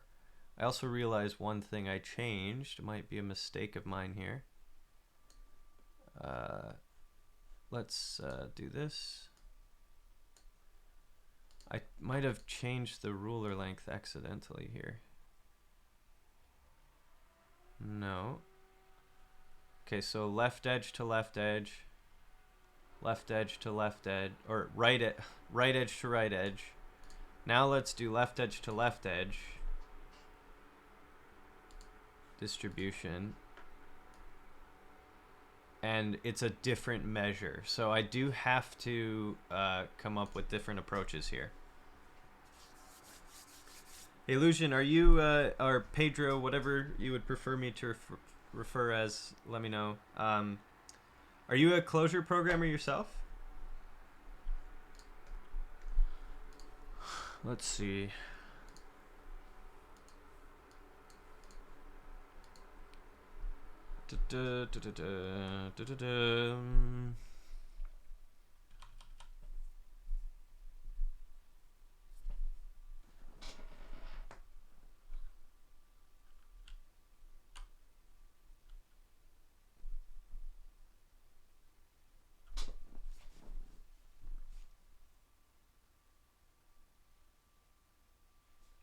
Use many languages. Clojure's your darling.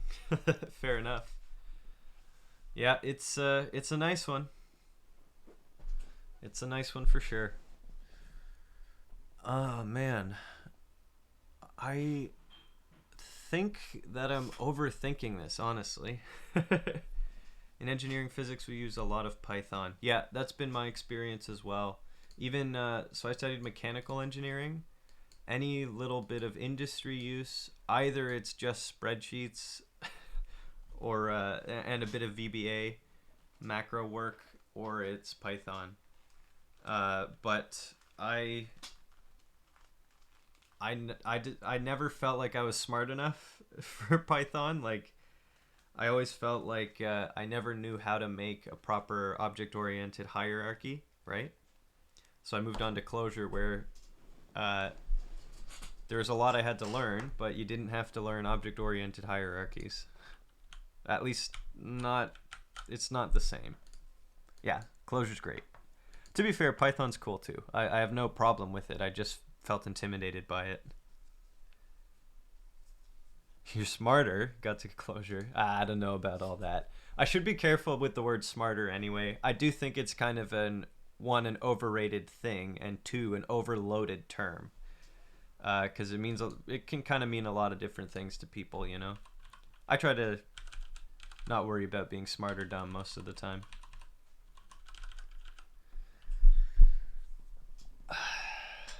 So the basis of distributing a list of shapes, if it's left, center, right, or gap, all four of those will result in different distances between each item. Therefore, I have to consider the basis as I'm calculating the distance. So, this center distance calculation's fine for the basis of center. It's not fine for the basis of left edge, for example.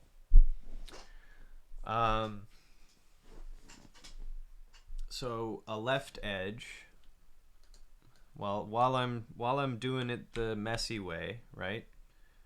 May as well just make a few functions that do each case specifically, and then try to tease out the pattern, and then put it into a nice simple function at the end, where I can hide the sins, as it were. I think this is preferable. I'm parsing what you just posted there.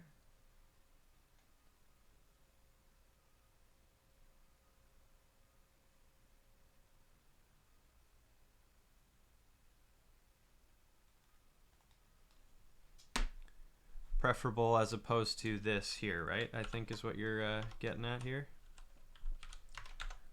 Oops, in the lineup function? Yeah. Let's see here. I'm just gonna do a blind copy, and then I'm gonna think about it in a minute. Map plus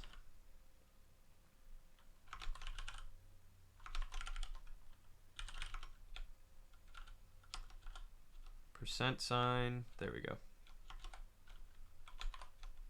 Get the bounding box dims with the direction.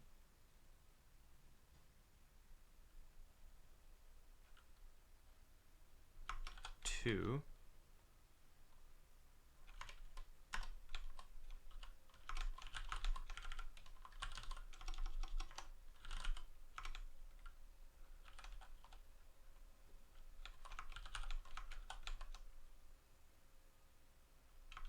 Add the gap.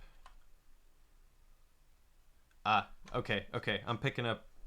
Right, yeah, you're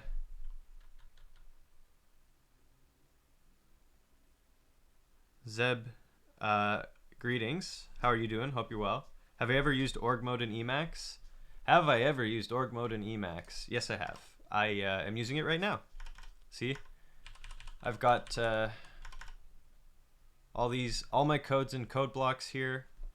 All my explanations and ideas are crammed into the just crammed into the file, and I tangle every block into proper source locations for the Clojure project. So yeah, I use it quite thoroughly.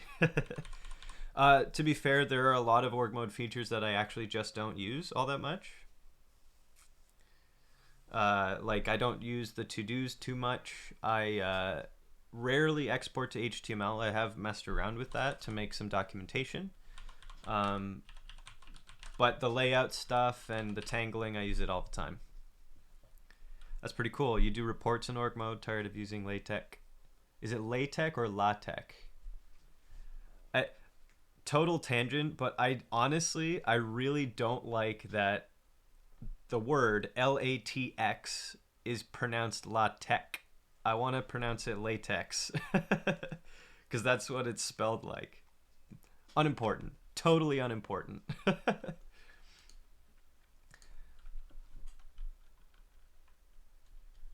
Oh, Martin, you do all time registration and reporting for customers using org mode. That is really cool. And yeah, Zeb, you're doing reports in org mode is really cool too. It is something I've been meaning to look into, like to kind of smooth the workflow for myself as well. I don't need to do a ton of customer reports or anything, at least not at the moment. So I haven't needed to worry about it. But I keep it in my head to think about if it's a viable option for me. It's really cool that you guys have that as a workflow there. Items, rest items. So this should end up working just the same.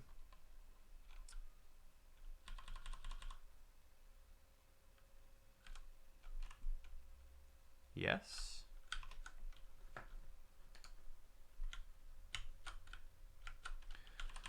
Let's go up the history a little bit here.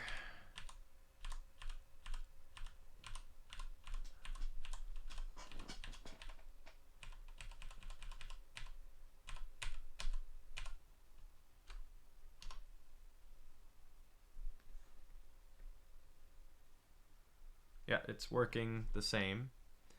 Still have the problem where it's offsetting itself incorrectly, but that's a different thing. While I'm thinking about that, is there a way to use a LaTeX structure and implement the same in an org mode file so you could use it like a skeleton and reproduce reports with the same skeleton?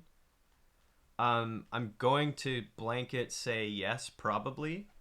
Nothing springs to mind immediately as like a, oh, this is exactly how you would do it sort of thing. But I made,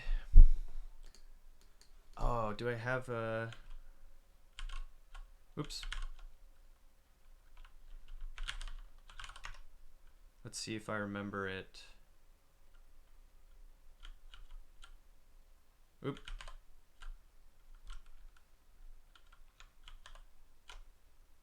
No. No, sorry. No. I'm trying to remember.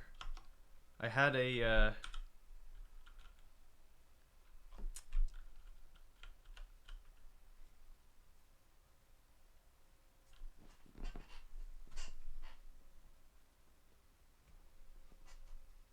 there we go. I have my own sort of skeleton template thing here. So you hit the right keyboard shortcut, then it asks for a project name. If I do ASDF, press enter, it puts this entire structure in place. And I made that in, let's see, dot.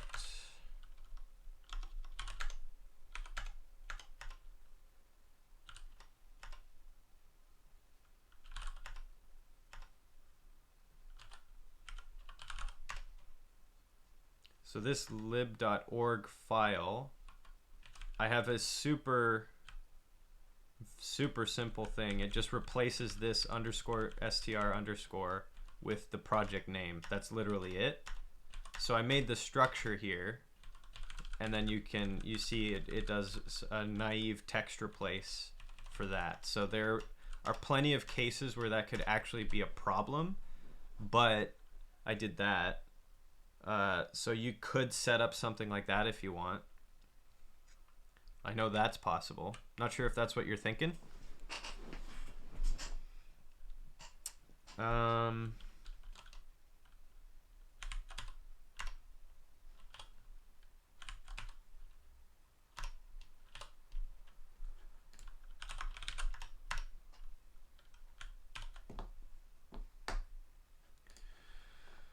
Okay.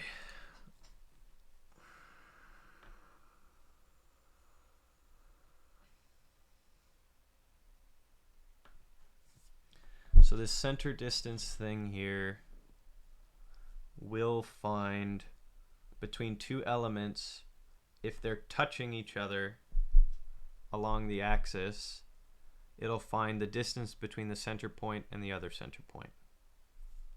Which, wait a second, why am I doing things this way? Wouldn't it be just as good to calculate... Wait a second. I just had a little bit of an idea. I wonder if it makes sense. No, it doesn't. Never mind.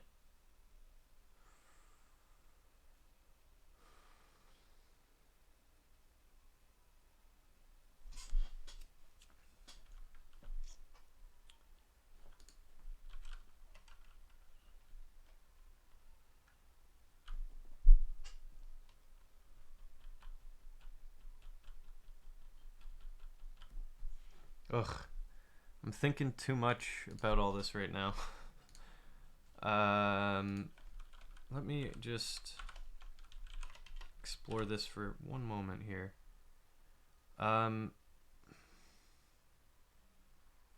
Actually, no. Let me check here. This, I wanted to see, I had this offset here for a reason, but I want to see what happens when I just don't use it.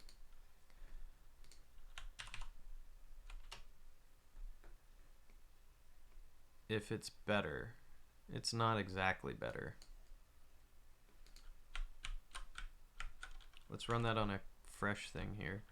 So there's something going wrong a little bit here, right? So there's supposed to be 5 circles, and I think there are. They're just being cut off by the rest of this. I'll double check that. If I do this, if I wrap this whole thing, this lineup in a translate, let's also just line it up X for simplicity. TF translate. Ooh.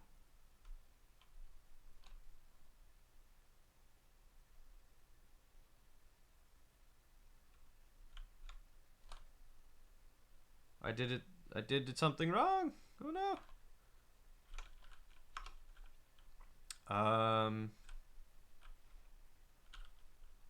Shoot. Yes, there we go. All right. Sorry, everyone, I'm freaking out. Right, translate -100. Can you tell I haven't used this keyboard in a bit? Let's try 150. Yeah.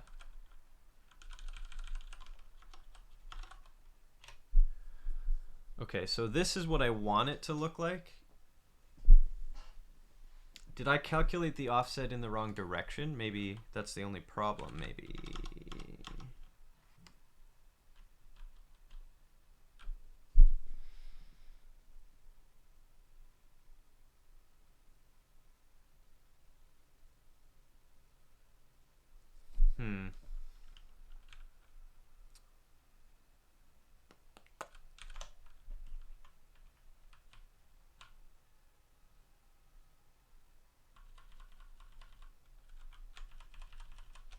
Get rid of that, keep it a little cleaner.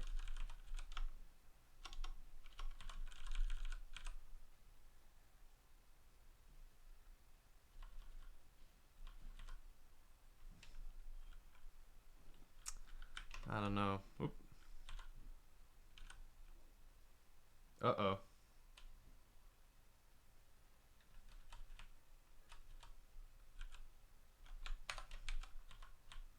And my par edit thing broke, so I have to, Ladies and gentlemen, I am losing the plot. Okay. So Zeb, you don't know how to implement in an org mode syntax. You have a tech report, don't really know how to implement it in org mode syntax. Are you trying to like you're trying to port your LaTeX reports into org mode like natively, or you're trying to create a LaTeX template using an org mode skeleton? I don't know if that makes sense as a question. Okay, so clearly I need to figure out the offset stuff a little bit better. Let's make a little note about that. Not working. Should I rethink the function so that I don't need to offset things like this? TBD. That's the truth. I don't know yet. Okay, but distribution does change based on the basis, right? So left distance, center distance, right distance, all that stuff can change. So center distance, let's actually think about this briefly. What I would need to do is calculate. Yeah, no, this works already. That should be fine. Then the left distance is going to be a little bit different. It's going to be, it's actually just going to be left distance is always going to be the width or height, depending on the axis, of element A. It's going to just be like this, isn't it? Isn't it? I think it is. And then right distance is actually, oh, not even divided by 2 here. It's literally just that. And right distance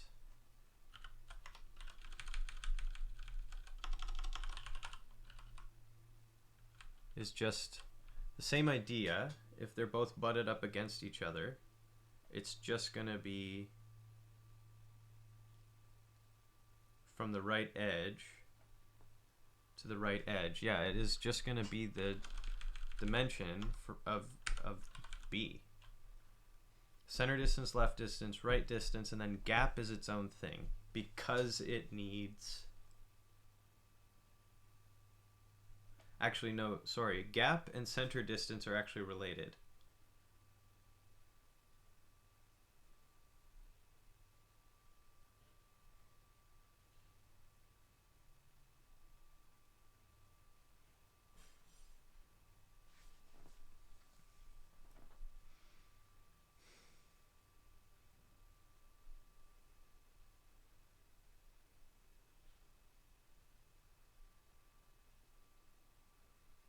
I'm still thinking about this incorrectly, of course, because I'm doing this on a pair basis, but you need every single pair in the whole list to be the same. If the centers have an equal gap, then the actual gaps will be equal, right? It's not necessarily true. Oh, it's true. Sorry, it's true for the gaps. Yeah. Wait, is it? Let's illustrate here.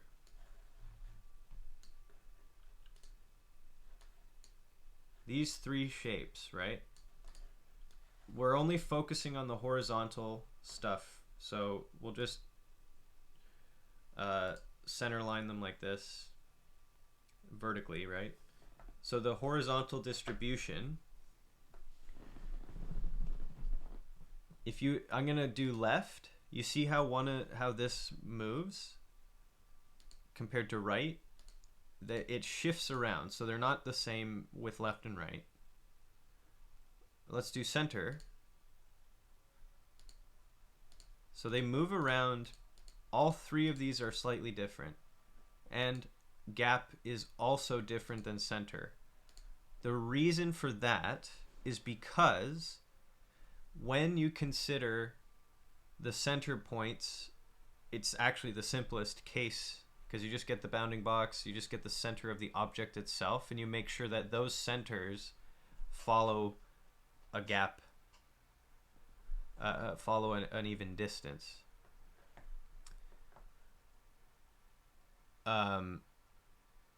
Sorry, did I say centers or gaps? The reason they're different is because the width of the objects changes the distribution, is what I'm trying to get at here. If all of these objects have exactly the same width, then they'll basically end up being, the distribution will basically be the same. So let's do that here. Paste, please.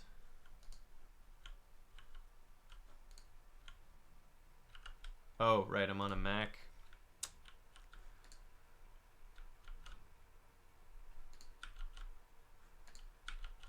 Okay, using these 3 as an indicator, right? Let's center line them so they're all aligned this way. Let's distribute them using the left edge. Let's distribute them using the center, no change. Using the right, no change. Using the gap, no change. So in the case where they're all the same object, their final positions end up being the same. But the position changes when you have objects that can be of arbitrary distances. You have to, pardon me, when each object has its own width potentially different than every other object, you have to calculate them differently. And I think I'm actually still thinking about this wrong.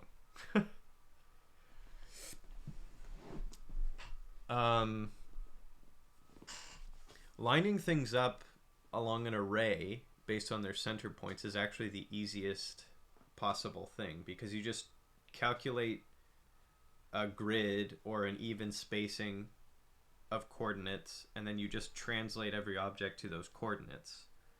But the coordinates are dependent on the objects and the cases I'm trying to deal with here, so it's not quite working in my brain box.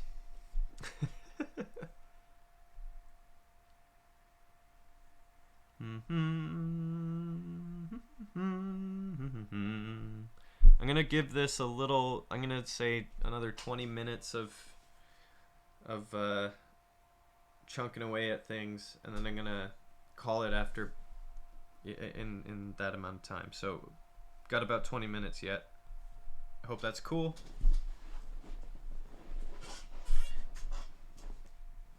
I've got other stuff I need to do.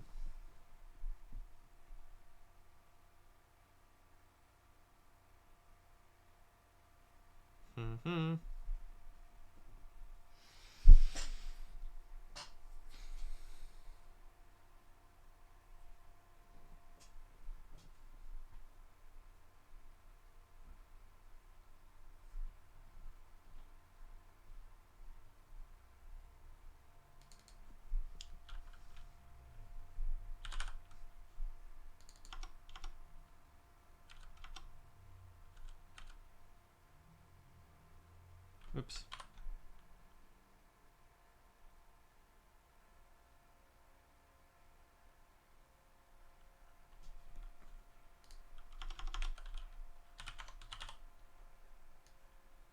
Let's change this name. I'm just using this. I'm just killing a bit of time here for a minute while I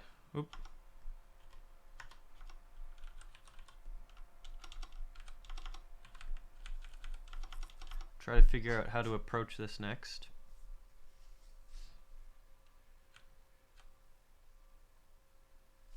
That hopefully still works.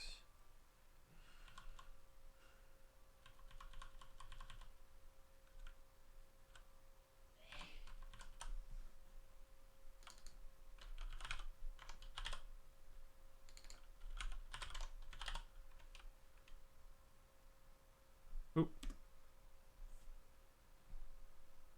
There we go.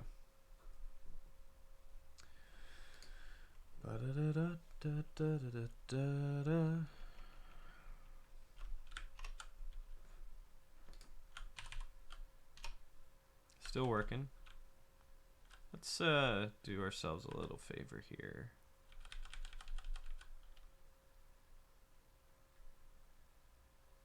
Get rid of the translate on that.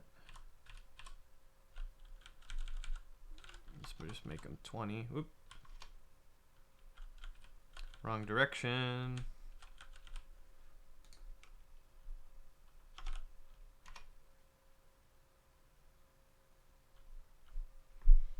So we're off by 1.5 on that offset, and now I'm trying to think about whether or not the bounding box is wrong there.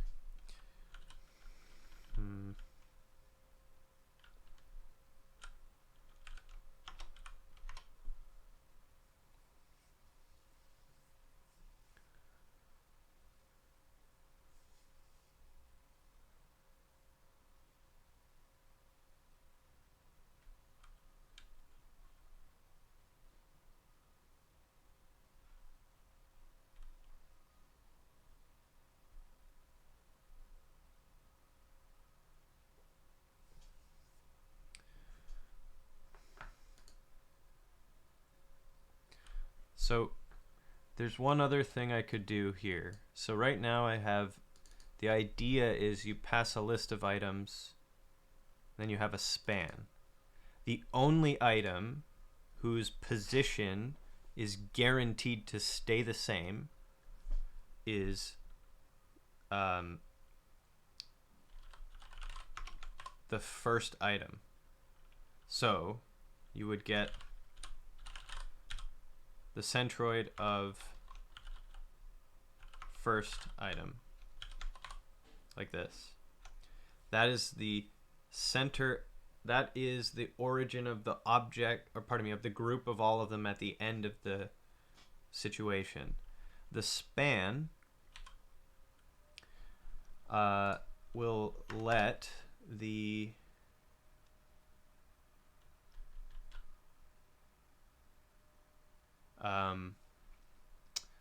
position of the last object well,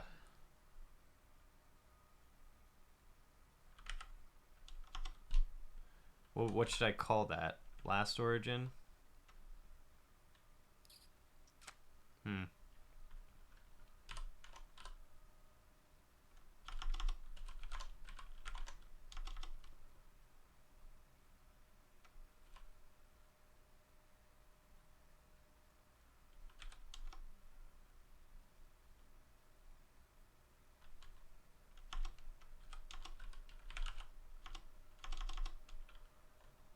Origin.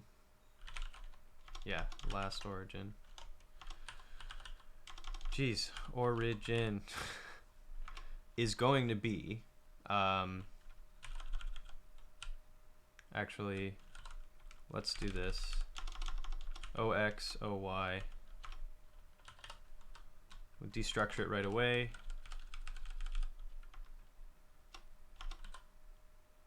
No, I don't. No. That's not great. I don't love it.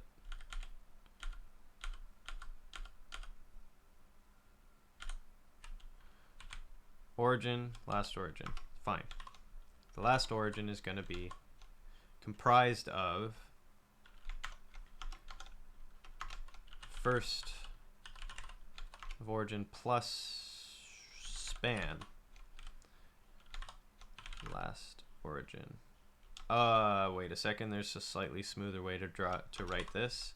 util/vector addition, where I just add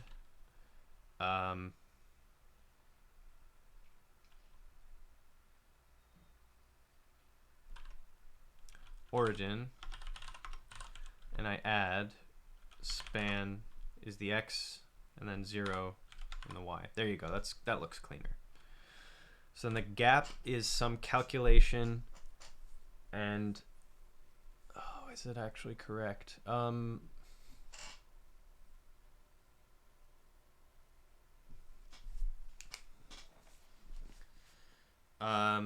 Let's change this up. Let's do total L is going to be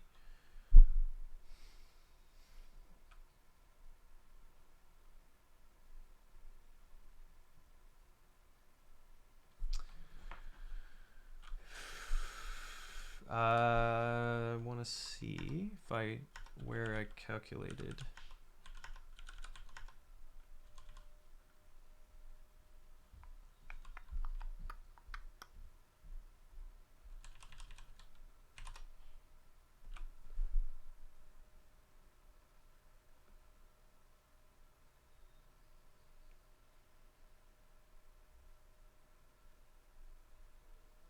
Oh, I have an idea here.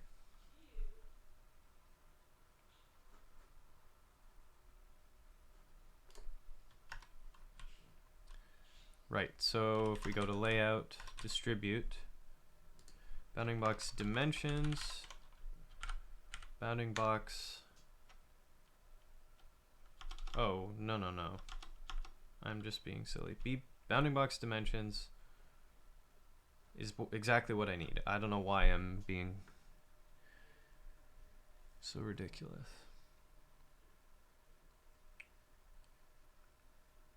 Right, so total L, total length,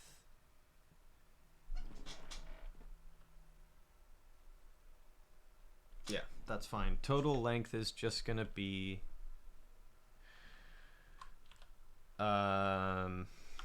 reduce plus map x, sorry, let's do map comp x bb dims over items.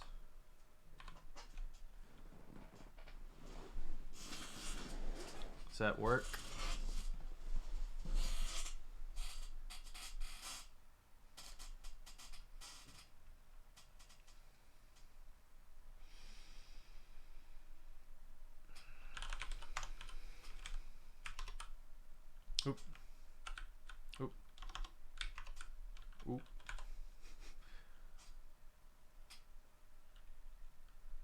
I deleted gap. That's a mistake. Do that. Okay.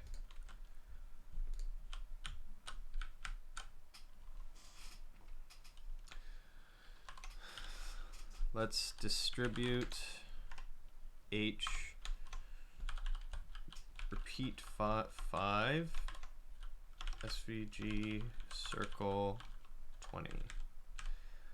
So the total length of circles of radius 20, 5 of them. So you get the diameter is 40 times 5 is going to be 200.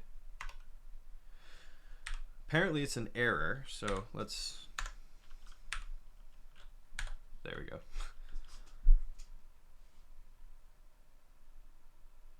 Oh yeah, I neglected to give all the necessary details here. Those are the items. The basis is gap. Nope. It doesn't matter yet, but we'll use that. Let's set the span to 100, but it also isn't being used at the moment. There we go, 200.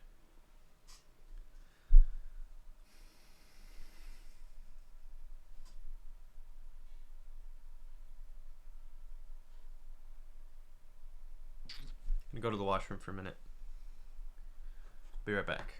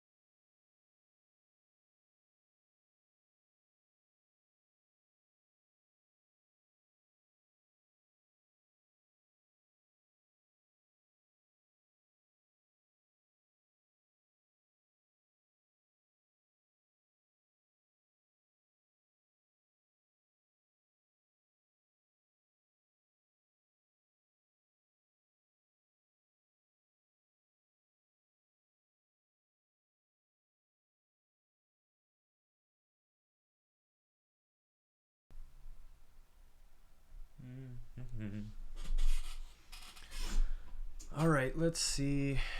Can I get my brain working on this just a little bit more? Yeah, let's go here. How's everybody doing? Still doing okay? Hope everyone's still doing okay. Let me know. Or sit and watch quietly, that's cool too. I'm good with whatever, honestly. It's the real deal truth. Okay, so I have the ability at the very least to calculate the total width if you were to align every object, if you were to butt them up against one another along the axis that you care about, right? That should work with differently sized elements as well.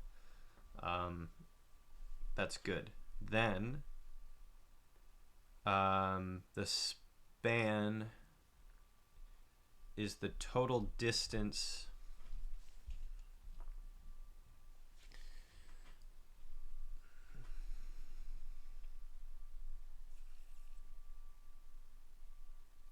is like the distance that you want between the first and last object. So the span between this and this is going to be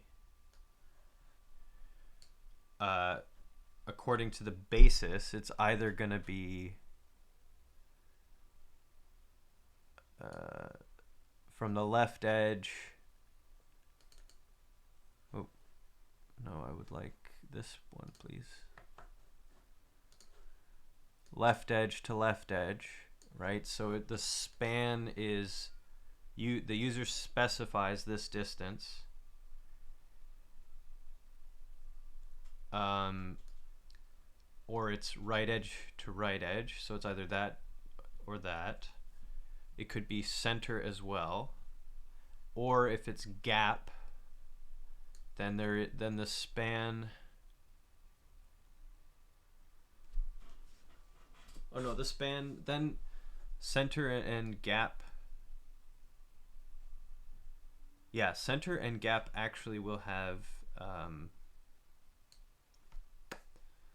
both the spans from the center.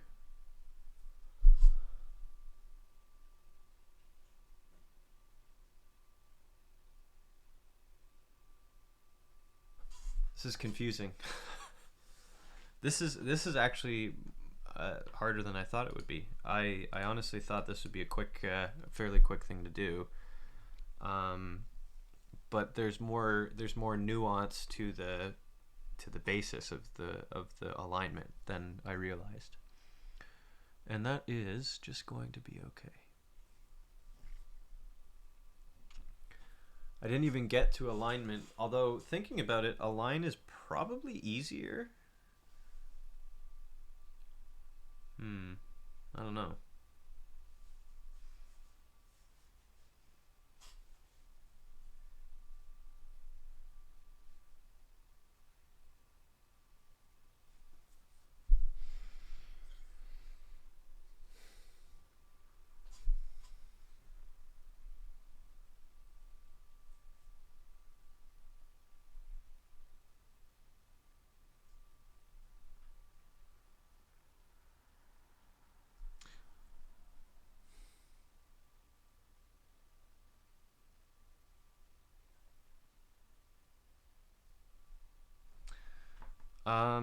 This is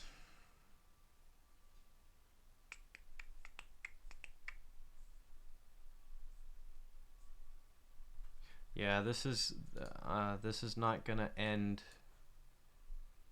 for me in the next like 10 minutes, so I'm gonna call this.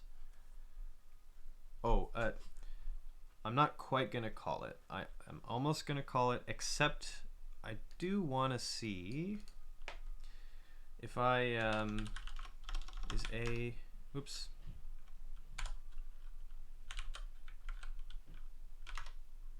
Okay, so A is just a list of circles like that. So let's define B as line up along X with a gap of 5.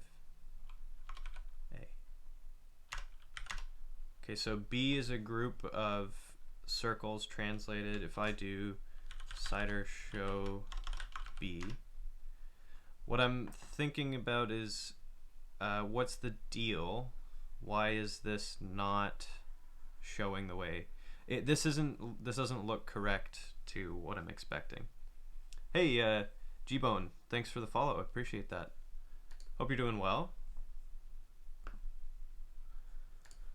I hope you're doing well, and I hope you're having a good day.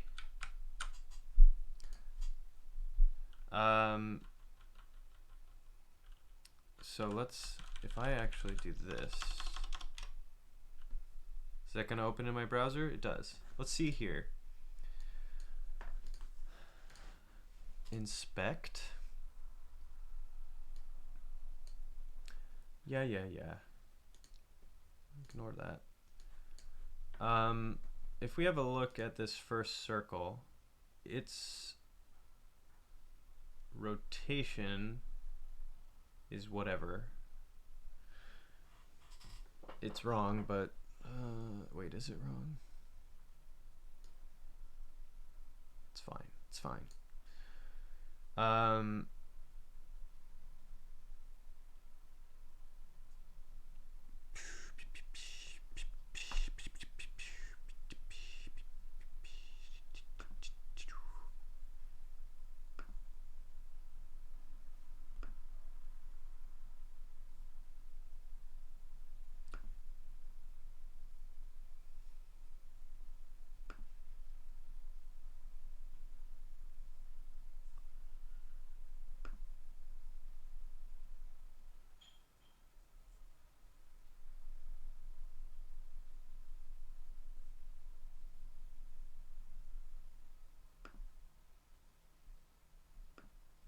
sorry, I'm just looking through some stuff for a second.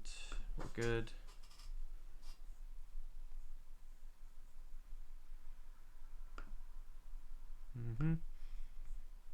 All right. So what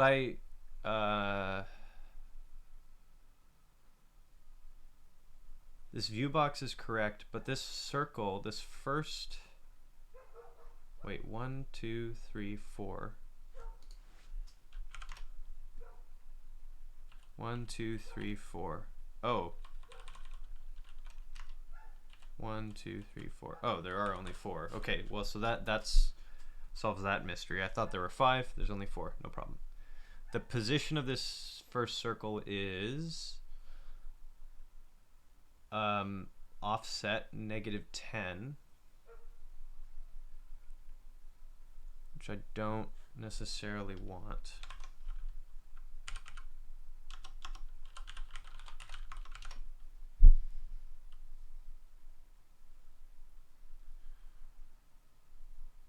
If I just do, if I do tf/bounds, sorry, of A,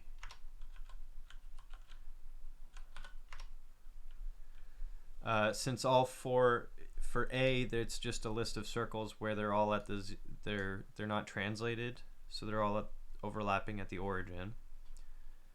The bounds minimum are -10 in the x direction, but if I do bounds of B, it's shifted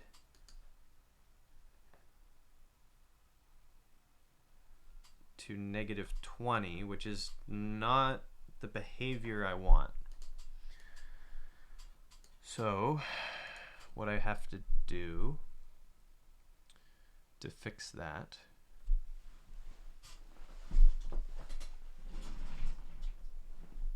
should be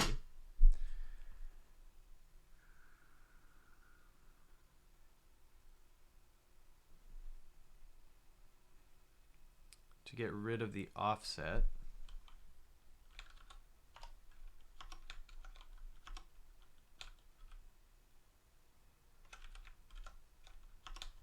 There we go. 0 like that.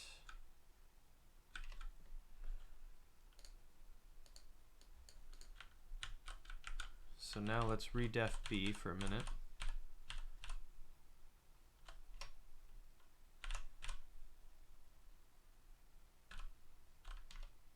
Okay, so we have the correct minimum boundary again. So I didn't offset the start element at all.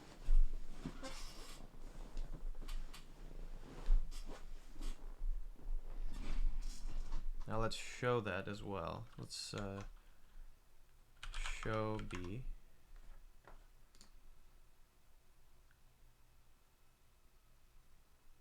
So let's do one final thing. SVG, SVG, B, 200, 200, scale 1. Okay, that's fine. So there's... Oh, I think I know.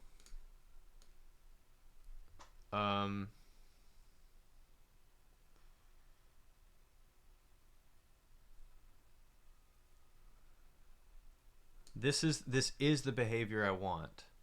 The reason show and cider show, see this,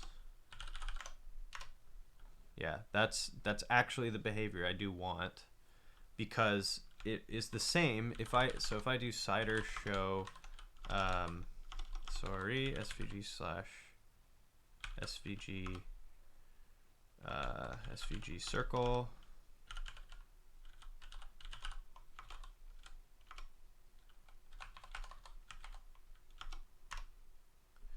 there, the same behavior happens. This top left corner is the origin of the SVG, and the circle gets drawn with its own origin at 0, 0.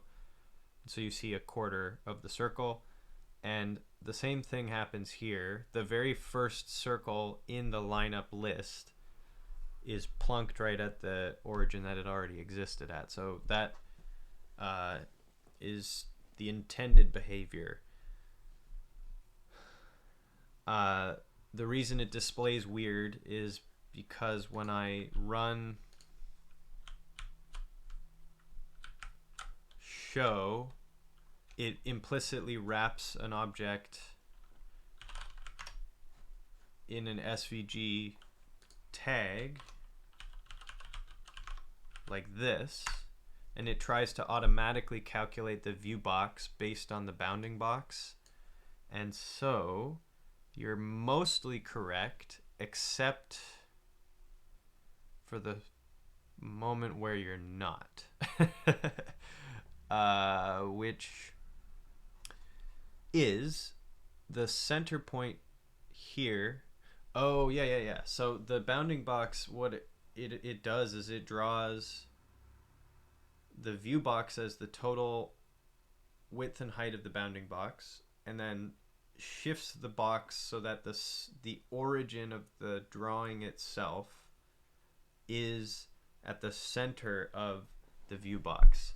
So you get exactly half of the layout like that. So that is making sense. I'm gonna leave that there for now. That is fine.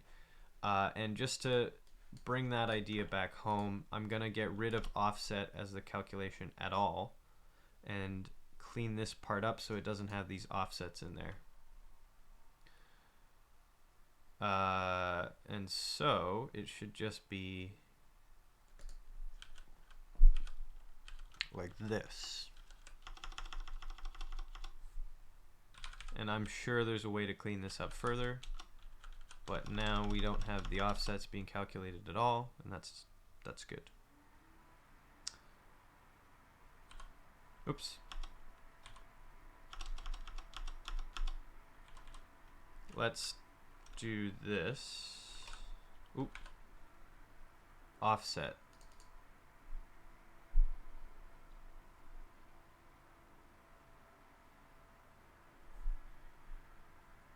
Oh yeah, this last thing is even easier. I don't even need to wrap this in a translate anymore. It's literally just first of items.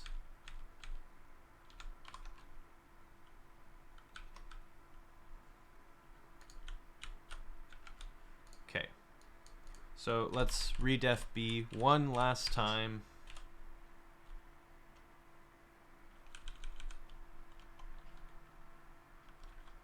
Let's change the gap so we see a difference here.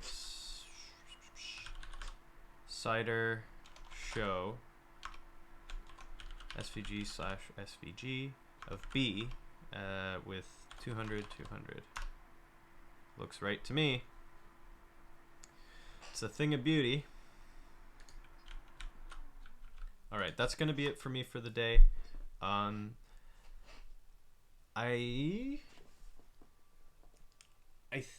I might try to stream tomorrow. Usually it's a day off.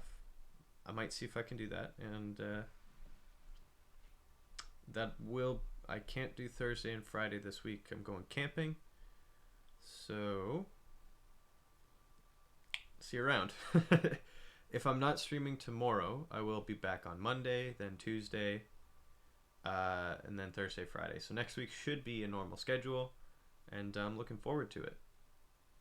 Oh, wait a second. The only caveat is the 25th. I have good old vaccine scheduled, so that might cut into stream time a bit, but cross that bridge when I get to it. Thanks everyone for tuning in. I appreciate it a lot. Thanks for subs, thanks for follows. All that is fantastic. Appreciate it all. And I'll see you guys around. All right. Have a good one, everyone. I'm on my way.